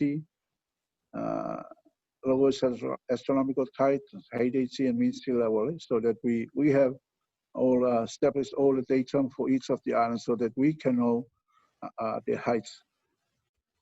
And these are all connected to GNSS, so they all have ellipsoidal heights for all of these benchmarks on the island. The civil controls were all, we establish height control for them. So as of now, like this is just one island of Tuvalu. The southernmost island of Tuvalu is called New Lakita. So for all of the islands of Tuvalu, through TCAP's support from the UNTP, CHEF funded projects of TCAP, it's a Tuvalu Coastal Adaptation Program, we were able to invest on carrying out a LiDAR survey. A LiDAR survey for all of the islands, each of the islands, and some covers a reef in the southern islands. So this is the sort of data that we have for all of the islands, like so it's photogrammetry, and then we were able to sort of the potential to develop contours on each of the islands. We can view them in 3D, as you see, and with this, so these are the list of applications that we can think of, like as the last one says, the list goes on, like so we still using and playing around with the data to sort of make use of it for decision making in governments and all users. So just a close view of this. So you see, like this is I would say this is LAT for one of the islands. So this is selected. We selected, and these will supposedly be the baselines, as you know, like having involved and working on maritime boundaries, we just say like we can easily work out our baselines using this. So this is the lowest astronomical tide for New Lakita for this island, and this could be the defined baselines. This is the baselines where we measured all our maritime zones from, like nautical miles. Watasi, I'm sorry for interrupt, but you are a bit run out of time, so could you wrap up your presentation? Okay, so this is the final slide. So this is another example of you see the heights, these are uniform heights all around the island. So for all of these the islands in Tuvalu, we can do it now, like also do modeling, sea level rise, vulnerabilities. If we raise the sea level by 1 meter sea level, it can tell us how high the islands are. And this is conclusion, of course. understanding of the coastal velocity, horizontal vertical plane. So this is really critical to us, to our ones, as we have been doing a lot of campaign of sea level rise, and we realize that we also have to really understand the vertical component movement of our island. So yeah, my last slide is the future project initiatives. Is trying, defining, simplifying absolute sea level using GNSS, geospatial data to develop country profile and have a using historical, present, and future geospatial data to understand rates of sea level rise, reclamation, and also elevating. We right now in Tuvalu, we maybe next year we'll start more reclamation on Funafuti and increasing the sizes of the land. Not only increases the area of land, but also raising up 3 to 5 meters above heights for all of the islands for the capital. Thank you.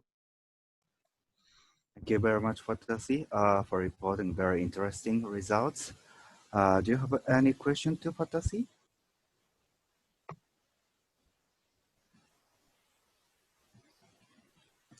Okay, thank you again for your presentation. I would like to invite the next speaker from Mongolia, Ms. Daluka Lungstantes. She will make a presentation on development of the Geodetic network of Mongolia. Daluka, you have a floor.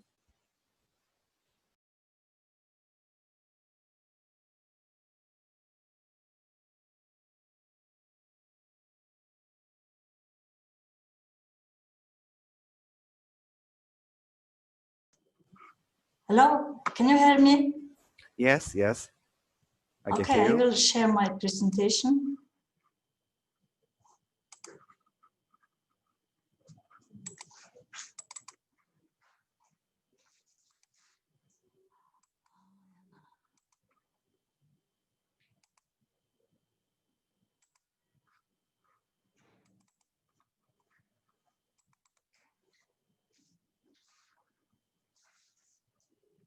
Okay, can you see my presentation? Yes. Okay.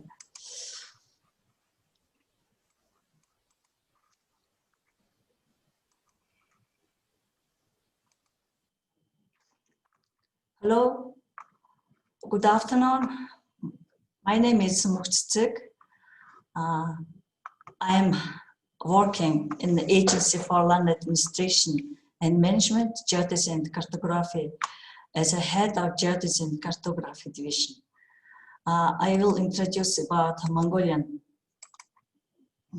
geodetic network development.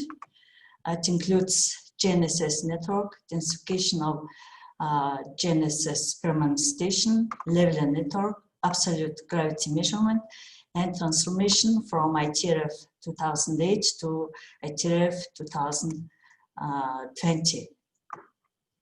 I will just briefly call agency my organization name.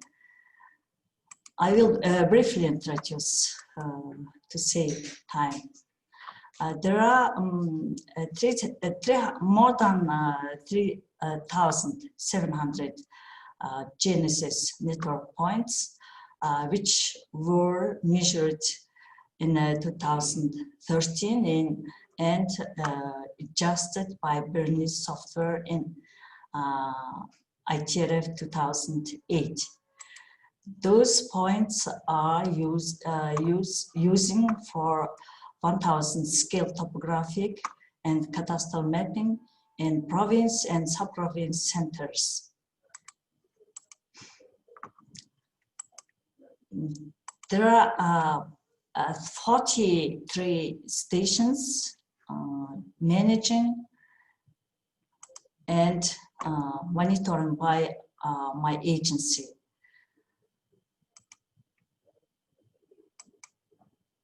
And Mongolian government Mongolian government activity plan in 21 to 24, we plan to establish 25 more GNSS permanent stations. Last year, we implemented a small project to develop a system for online positioning user service. It's called MonPOS. And those using those stations data from 2013, 2019 data were used to calculate velocity of the car stations. And we also developed velocity monitoring system last year.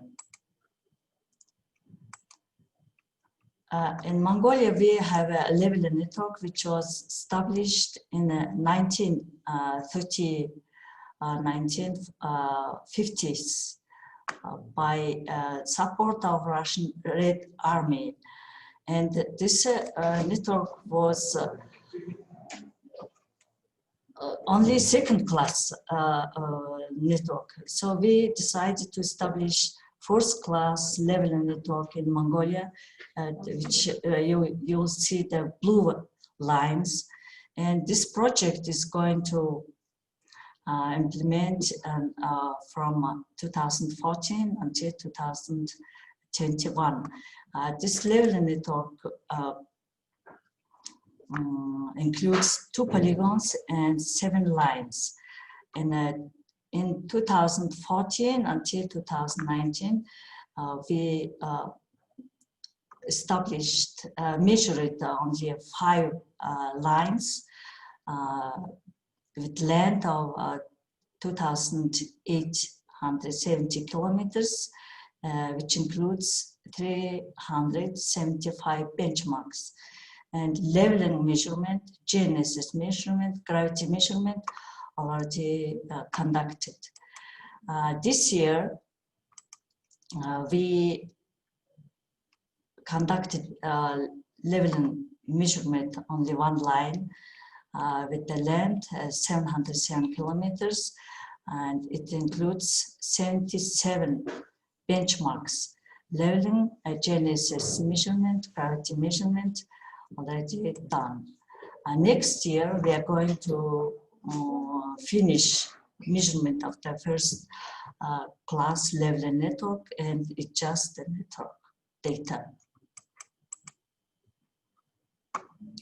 Mongolian government activity plan in 2021-2024, there is one big project to re-measure a second class of leveling network, which has a 14,000 kilometers length and 43 lines, about 3,000 benchmarks.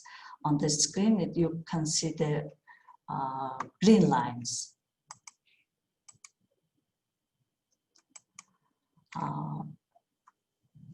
Also, we have a gravity network which was established in the 1980s, also by support of the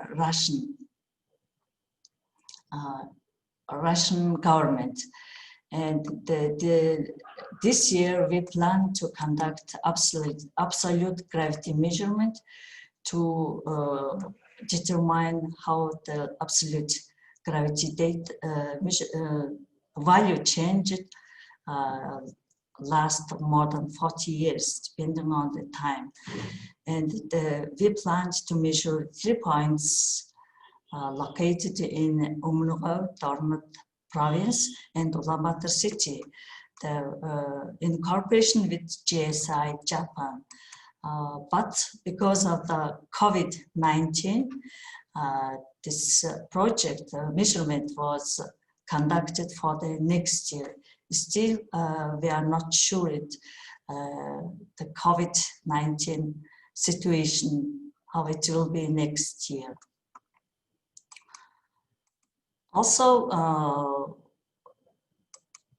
currently we use ITRF 2008, which was approved in 2014 by decree of the Director General.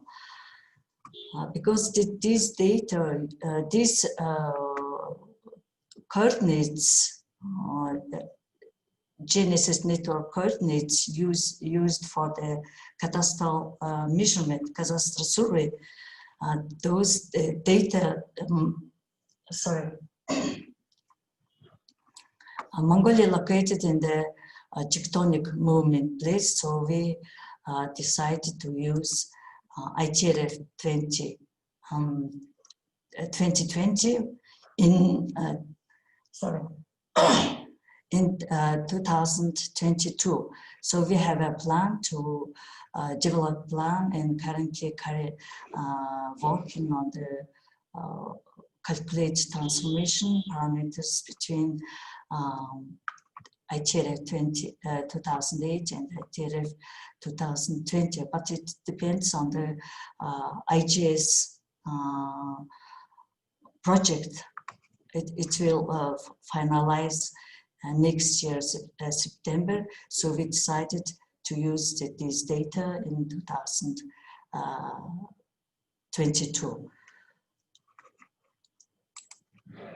Thank you for your attention.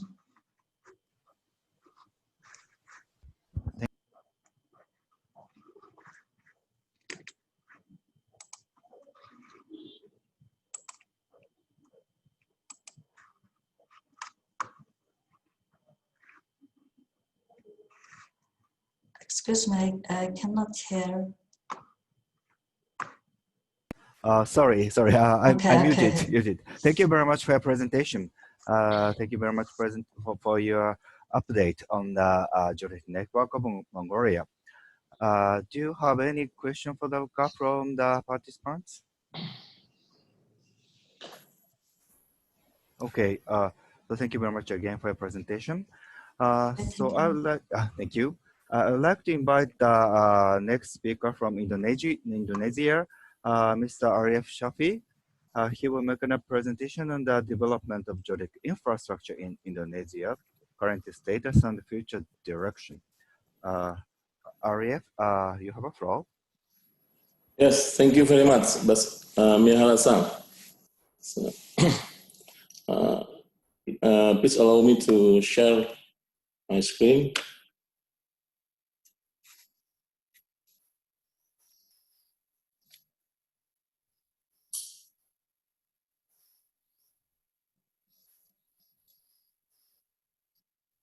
Okay, can you see my screen? Yes. Okay, thank you. So, good afternoon, ladies and gentlemen. I am happy to be here with you in this online meeting of UN-GGIM-AP. So, I would like to share the progress of geodetic infrastructure development in Indonesia. So, I will go quickly. So, I will talk about the Indonesian Geospatial Reference System of 2013, which is consists of horizontal datum and also vertical datum. And then we will also share some of the geodetic infrastructure utilization in Indonesia. So we have what's so-called IGRS 2013. This is Indonesian Geospatial Reference System 2013. And this IGRS 2013 is a national georeference system in Indonesia. And it was launched on 17th of October 2013. So as I mentioned before, the IGRS 2013 consists of horizontal datum and also the vertical datum and also the access system and services. So the horizontal datum combined to the International Reference Terrestrial Systems or RTRS. The reference frame is the Geodetic Control Networks, and we use WGS84 for the reference website. And we also publish the change on coordinate value due to tectonic plate movement. This is what we call it velocity rates and deformation model. So for the vertical datum, we use a geoid, and we just launched this new geoid last month. we call it Indonesian Geoid or INA Geoid 2020.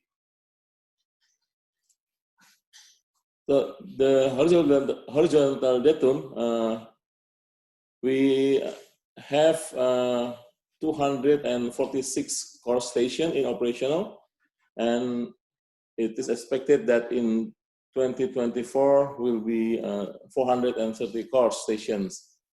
So as you see in the left picture is the Indonesian core station distributions. So we also provide the velocity rate, the formation models, coordinate list for each of these stations.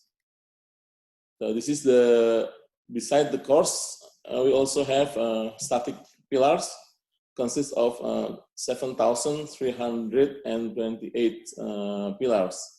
So this pillar mostly used for survey and mapping, but since we have a good distribution in some area of core stations, the user now mostly using the core station for their reference coordinate. This is the course distribution. We provide also the real-time positioning service or corrections, and use also for to support the disaster risk reduction. We also contribute to APRGP 2020, 8 of our stations in Indonesia. And then this is the velocity rate at the core station. And as you can see here that maybe in the mid and center on eastern part of Indonesia, the plate tectonic movement is very active in various directions. So as you can see from this velocity rate, this indicate that the meeting point or the meeting zone of 3 major crustal or plate tectonic is meet here, Eurasia, and then Australia, and also Pacific. So meet in these zones.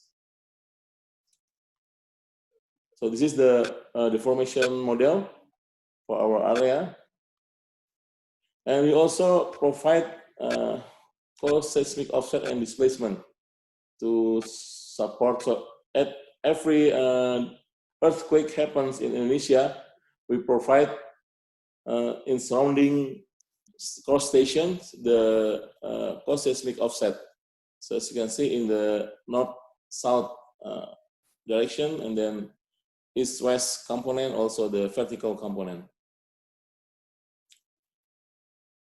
This is our vertical datum. We use Geoid. As I mentioned, we just launched the Indonesian Geoid of 2020, and it covers about 90% of Indonesian area.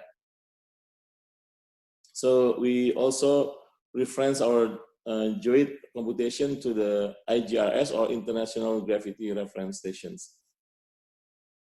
So this is our Geoid.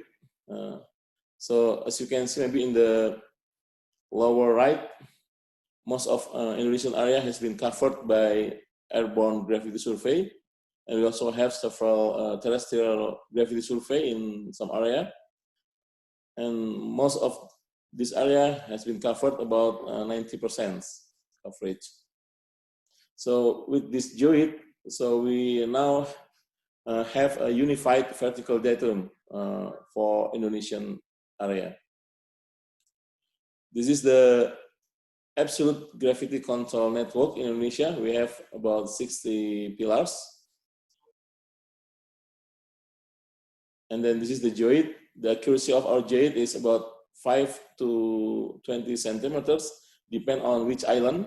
For example, in Java Islands, this is the most dense populations. We have 5 centimeter accuracy, but in the other part, like in Papua, we still have 20 centimeters accuracy of Geoid. So we use airborne and terrestrial gravity data, also using to EGM, and we use several DM or digital evidence model. So we will keep update this Geoid year after year. We also operate and maintain about 160 tidal stations. Most of these tidal stations may be utilized for also to support the Indonesian tsunami early warning system. So this is our online access system and also services to provide the user with the reference or geodetic reference information for horizontal and also vertical. So this is a self-service. So anybody who wants to download the data can access this website. This is another example of how the geodetic infrastructure can support the Indonesian tsunami early warning system. So the tidal station is used to provide the information on detection of rapid sea level change. This is used as a confirmation to tsunami early warning system when the tsunami occur in this area, and also as a confirmation to end the tsunami early warning if the tsunami does not happen. And the core station is provided to detect the displacement waveforms when earthquake happen. This is to provide additional data for earthquake parameter computation by UN-GGIM-AP. This is just geophysical, climatology, meteorology agency who responsible with the early warning system of tsunami and earthquake. We also use the cross data to provide information on tectonic plate movement. This is important to study the earthquake potential area, and we provide strain map and also stress map. So we also have GNSS controlled tide gauge. This is used for sea level rise and also land subsidence monitoring. So you can see here how the sea level rise in an area, in fact, not only the sea level rise, but also there is land subsidence. So we corrected the sea level rise by this land subsidence. So as a closing remark, so as maybe you may aware of this, the Indonesian Geospatial Reference System of 2013 play important roles in survey and mapping activities to implement one map policy in Indonesia. And we will continue the development of geodetic infrastructures to cover most of the Indonesian area. And beside the survey and mapping activities, the geodetic infrastructure also utilized in a wide range applications such as precise positioning service, earth system monitoring, Indonesia tsunami early warning systems, land subsidence monitoring, sea level rise, and other applications. I think this is maybe a general overview of the development of geodetic infrastructure in Indonesia. Thank you. Thank you. Yeah, thank you very much, Arif-san, for the update of Indonesia geodetic infrastructure. Congratulations for development of your new gravity geoid. Do you have any question to Arif? Yes, I Abdullah from Sarba, Bangladesh. I want to one question to the president and also the participants. Can I say? Yes, yes, please. I want to know the gravity station. What is the basis of the gravity station with respect to area? With respect to area, in previous participants from Mongolia, he showed that there are 3 absolute stations. Mongolia is a big country, but what is the basis? I want to know the basis. In Bangladesh, we want to establish gravity, we want to carry out gravity survey. That is why we want to know how much gravity, absolute gravity station we will establish at first. This is my question. Okay. Of course, it depends on the situation of your country. I mean, the station needs to be developed in a very stable place, and also need to have a very good access to other gravity stations. But it of course depends on the situation in the country, and maybe we can discuss more later in email and the chat. So please just let me know your question in the chat box. Is it okay? Okay, thank you. Thank you very much for your question. And sorry, yes. We are run out of time, 10 times behind, so we need to be a bit rushed to close the session. We still have several presentations from other stakeholders from FIG and also GEO group of on Earth observation. The next, I would like to invite next speaker from FIG Asia Pacific Capacity Development Network. I would like to invite Dr. Ryan Keenan, FIG Asia Pacific Capacity Development Network. He's actively involved in FIG, and he's also co-chair of the FIG Commission 5 Working Group on GNSS. He's also very active in UN-GGIM-AP Subcommittee on Geodesy working groups. Ryan, you have a floor. Thank you very much for that introduction. I'm just going to share my screen now. I hope this comes through. Can we see my screen there? Yes, we can. Thank you. That's great. Thank you. Thank you very much for the kind introduction, and also for the opportunity to share with you a little bit of status about the FIG Asia Pacific Capacity Development Network. I'd also like to acknowledge Rob Sarup, who is the chair of this network, as he prepared many of the slides that I'm going to present today. And it's also been really good to follow on from the member states that we've just heard from and their excellent experiences, and also raising their competencies and doing some really fantastic work for Geodesy and reference frames. The FIG, the International Federation of Surveyors, has been around for around 140 years, and as a federation of these national surveying associations, it represents all disciplines of surveying. It provides that discussion forum, that international voice for professional surveyors across the world. It also works very closely with organizations that we've heard about today, IAG, ICG, and of course the UN-GGIM. I want to share with you a little bit about some of the activities that FIG has been involved with in the Asia Pacific Capacity Development Network over the last couple of years, and also what we are involved with and hope to be in the future. There are more than 115 countries worldwide who have signed up to be members of the FIG, which in total covers more than 250,000 professional surveyors. So that really is a tremendous opportunity and a tremendous professional competence base that we have across the world. These are all professional surveyors. These are surveyors who typically are operating and working in different markets for different organizations. So they are really the people who consume the policies and the technologies. So they are very close to the tools, and we call them the grassroots surveyors. Indeed, here in Asia Pacific, we estimate that there are around 30,000 professional surveyors who are affiliated with FIG. So it really is a large group. As with many NGOs, the structure is quite typical, but what I'd like to draw you to is the bottom row there, where we have what we call the engine room of FIG. And actually, this is where the Asia Pacific Capacity Development Network sits, in the network part.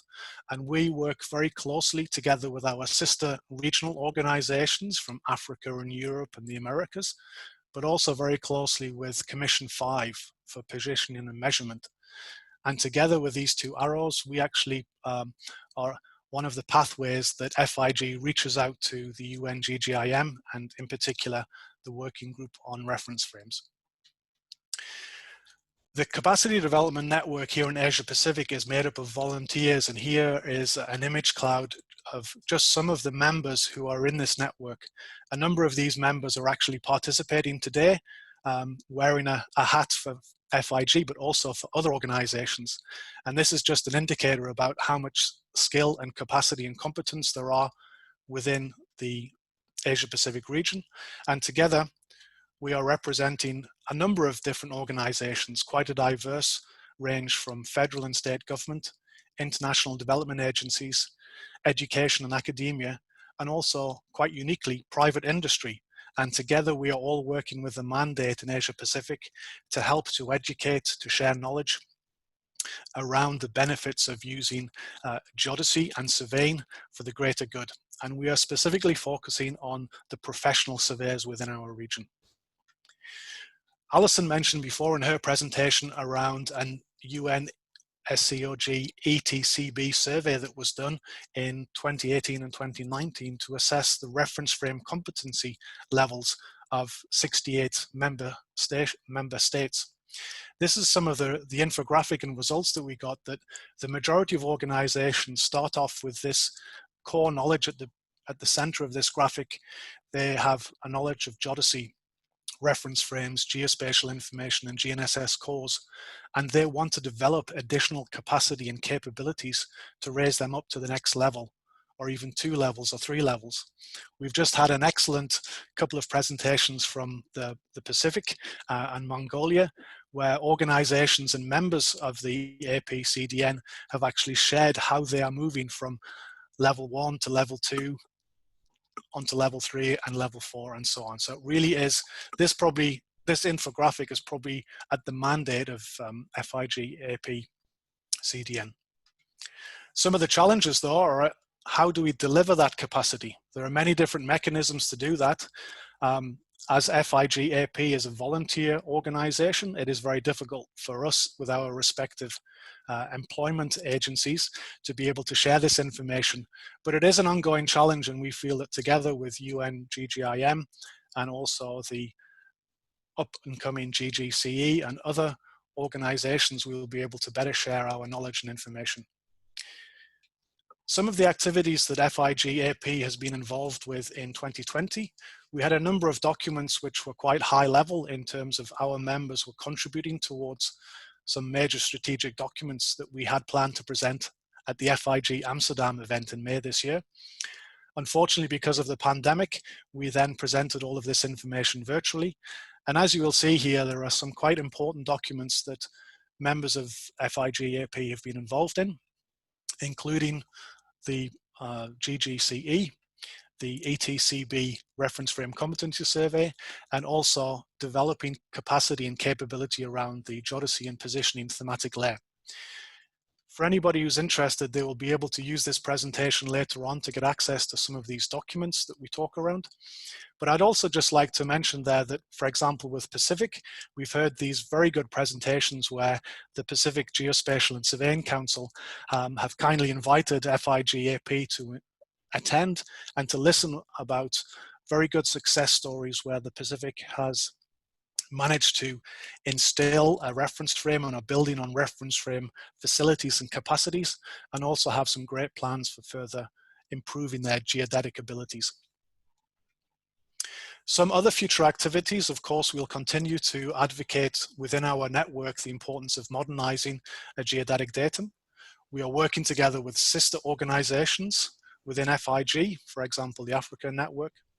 There will be a new FIG Asia Pacific CDN website coming very soon.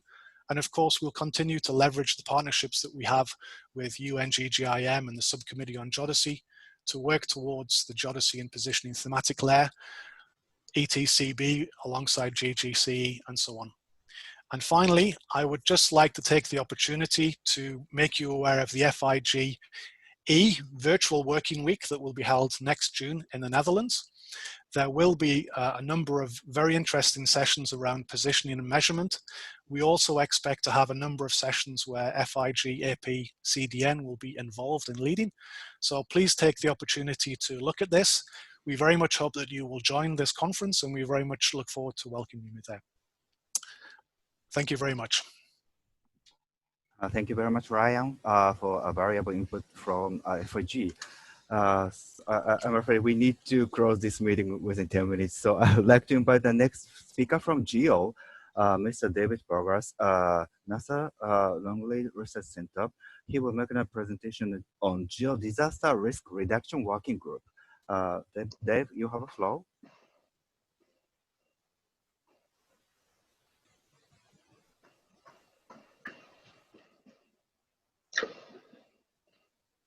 Hello and good day. Can you confirm that you can hear me and see my screen?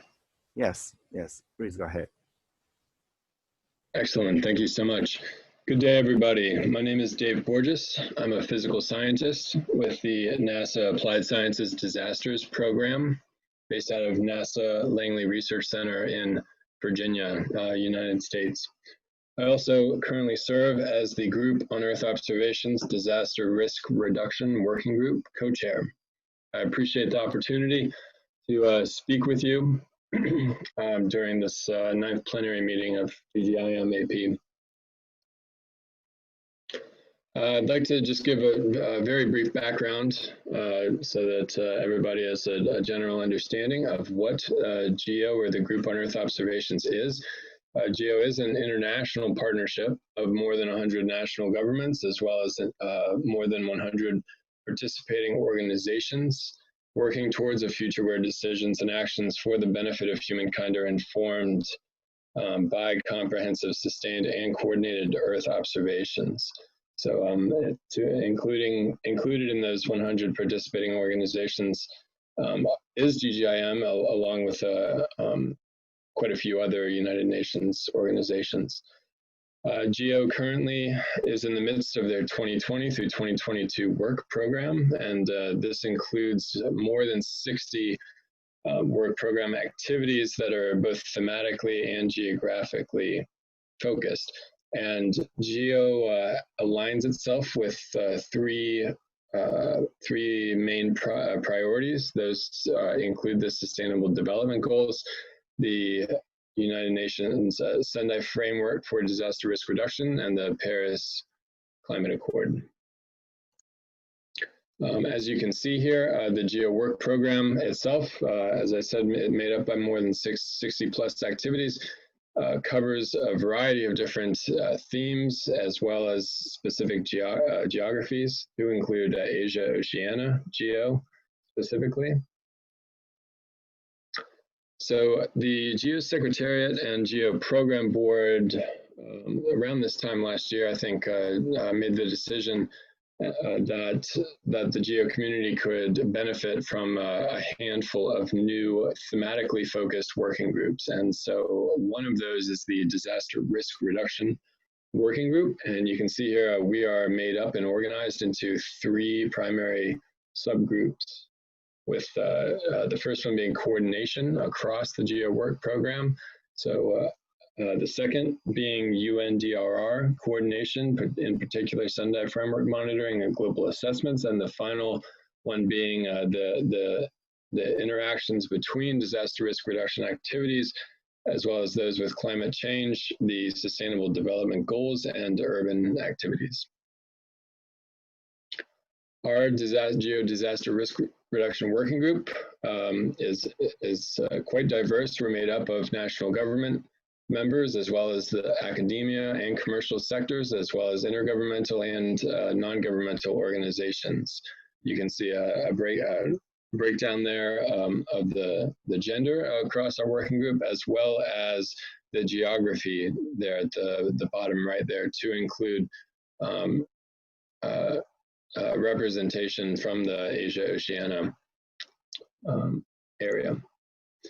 So the first subgroup within the Disaster Risk Reduction Working Group does have a purpose of developing and implementing a coherent and cross-cutting approach within GEO to advance the use of Earth observations broadly in support of individual countries' disaster risk reduction and resilience efforts. So we will be working across the entire work program to understand all of the different elements that contribute to disaster risk reduction broadly, and make those elements more accessible and more understandable to the disaster risk reduction community outside of GEO.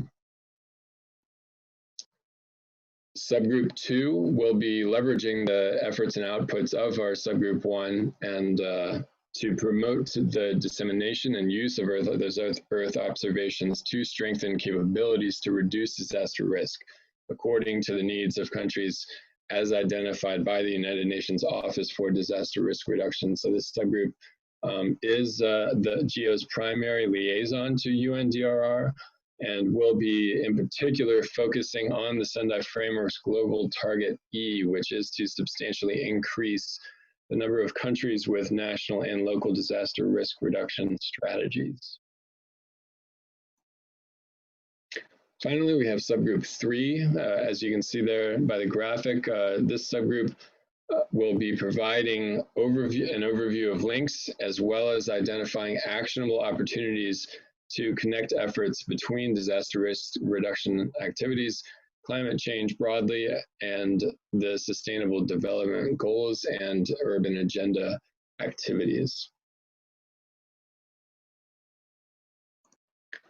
Finally, I will just note in closing that our Geo Disaster Risk Reduction Working Group already has ongoing and strong ties and partnerships with the UN-GGIM Working Group on Geospatial Information and Services for Disasters, to include implementation, monitoring, and awareness raising of the GGIM Working Group Disasters Strategic Framework for Geospatial Information and Services for Disasters. Their task group B in particular is focused on scenario-based exercises, so we are working with them and will continue to work with them to find ways to promote and further integrate the ability to leverage Earth observations towards these shared goals. And finally, encouraging member states to ensure accessibility and capacity of geospatial information and services in the context of Earth observations. So I appreciate the opportunity to give you a brief update on Group on Earth Observations and our Disaster Risk Reduction Working Group specifically, and as well as the chance to attend this GGIM Asia Pacific Plenary and learn more about the valuable and critical work being conducted within this Geodetic Reference Frame Working Group. And I look forward to continuing and strengthening engagement. Thank you very much. Thank you. Thank you very much, Dave, for the introduction of Geo Working Group on Disaster Risk Reduction. We also have another presentation from Geo Working Group from Ms. Alison Craddock again, but we are very run out of time, and so I just propose to skip this presentation and invite Dr. John Dawson for his presentation regarding the GNSS. Okay, Alice. Okay, yes, please go ahead, John. I would like to invite John, Vice Chair of Working Group 1. He's, of course, the former chair of this working group. And he will make a presentation on GNSS real-time data sharing in this region. John, please go ahead. Thank you, Basra. I'll be very fast because I know you're struggling for time, and I wanted to send some very simple key messages about what I think this community can do. So I wanted to talk about real-time GNSS data sharing in the Asia Pacific region. This working group has a long history of sharing GNSS data, and we've used it to share data to support geodetic datum establishment and maintenance, do long-term crustal deformation studies, do sea level studies, and a whole range of other scientific studies. I think we've largely focused on archive data, but that, in a sense, limits our opportunities, and there are many applications of real-time GNSS data, particularly for disaster risk reduction activities, be that determining coseismic deformation from earthquakes in near real time, GNSS-based tsunami warning applications which use GNSS observations to sound the atmosphere to map tsunami waves, right through to weather forecasting both in the troposphere and the ionosphere. Our data and our networks that countries have talked about today, for example, have a whole range of applications, and we kind of have a responsibility to see how our data might be used more broadly. If you look at the stations that are currently existing today in the region, there are many, and there are an enormous amount of effort by member states to deploy these networks. But equally, if you look at the data that's available to the scientific community, it's much more sparse. So I think there is an opportunity for this community to make our data more available, to encourage the science groups to use it, to encourage the disaster risk reduction community to use it. So I guess to recap, and it's a really simple message, we've done an enormous amount in this working group on sharing data. We have been doing it collectively since 1997 through our campaign style observations. And over the last 10 years, we've been doing it with cause observations. Very successful effort on the back of the Asia Pacific member states. But the simple question I ask this community now, is there more that we can be doing with real-time GNSS data, sharing the data from our networks more broadly to explore new application spaces? So I'll leave it there, Basra. I know you're struggling for time, so I'm deliberately keeping it short, but that's my message. It's a challenge to the member states. What can we do more? Thank you. Thank you, John. Thank you very much for your message for proposing to share GNSS real-time data in this region. I already included your message into the resolution for the plenary meeting. So the final slide from me is in a resolution for the plenary meeting for the day after tomorrow. Can I share my screen, or can you project my slides to the screen? You can share by yourself, sir. Okay, thank you. Okay, can you see my screen? Yes.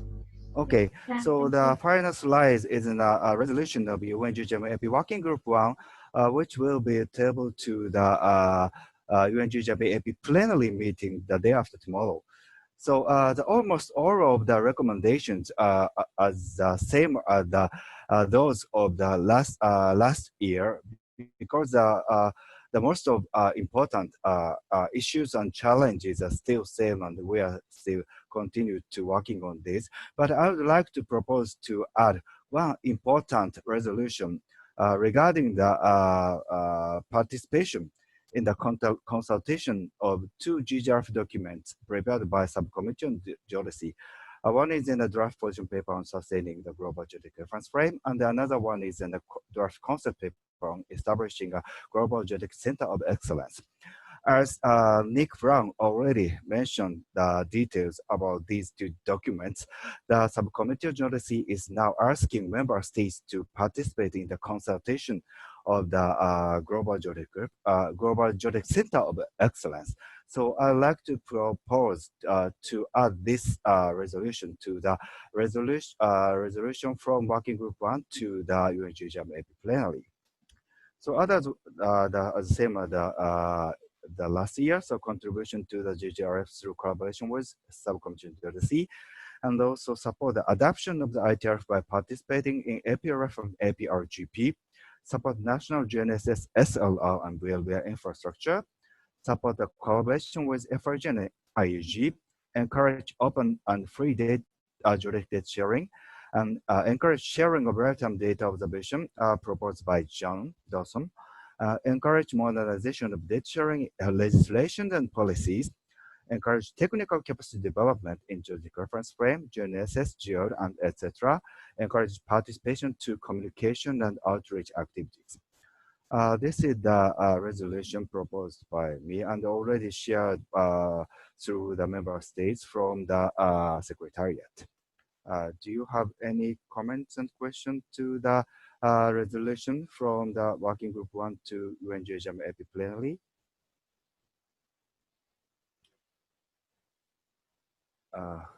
Okay. If you agreed on this these resolutions, I'd like to submit this to the UN-GGIM plenary meeting, and we will discuss this in the plenary meeting the day after tomorrow. Do you have any comments or questions throughout the whole meeting? Okay. Before I close this meeting, I'd like to ask you all to take group photo of this working group of session. So please turn on your web camera and show your face to all and take group photo of this session, please.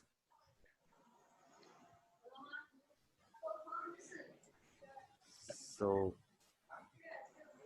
yes. So everyone turn on your camera. Yes. Okay. Still waiting. Some people turn on your camera. Please.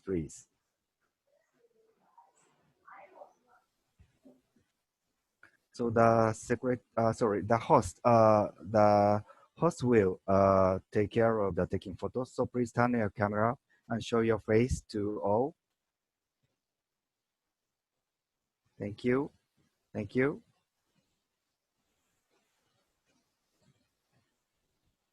Okay. Good. So can I ask the host, BIG, to take the group photo of this session? Wow, Nick. Okay, so Ira, can you inform us when you did the picture? yes, you can also use your screenshot function to take the photo of yourself. I will take.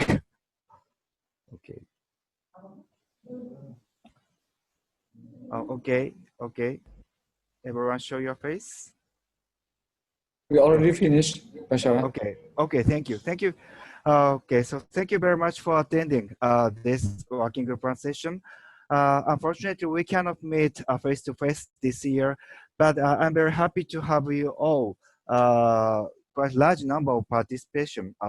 I see 65 people on the list. And I'm also very happy to have you very active discussion and very important, fruitful presentations from all speakers. Thank you very much again for your participation, and we should go back to the mail room to have a closing remark from the president, Alison Rouse. Thank you again for your contribution. Thank you very much.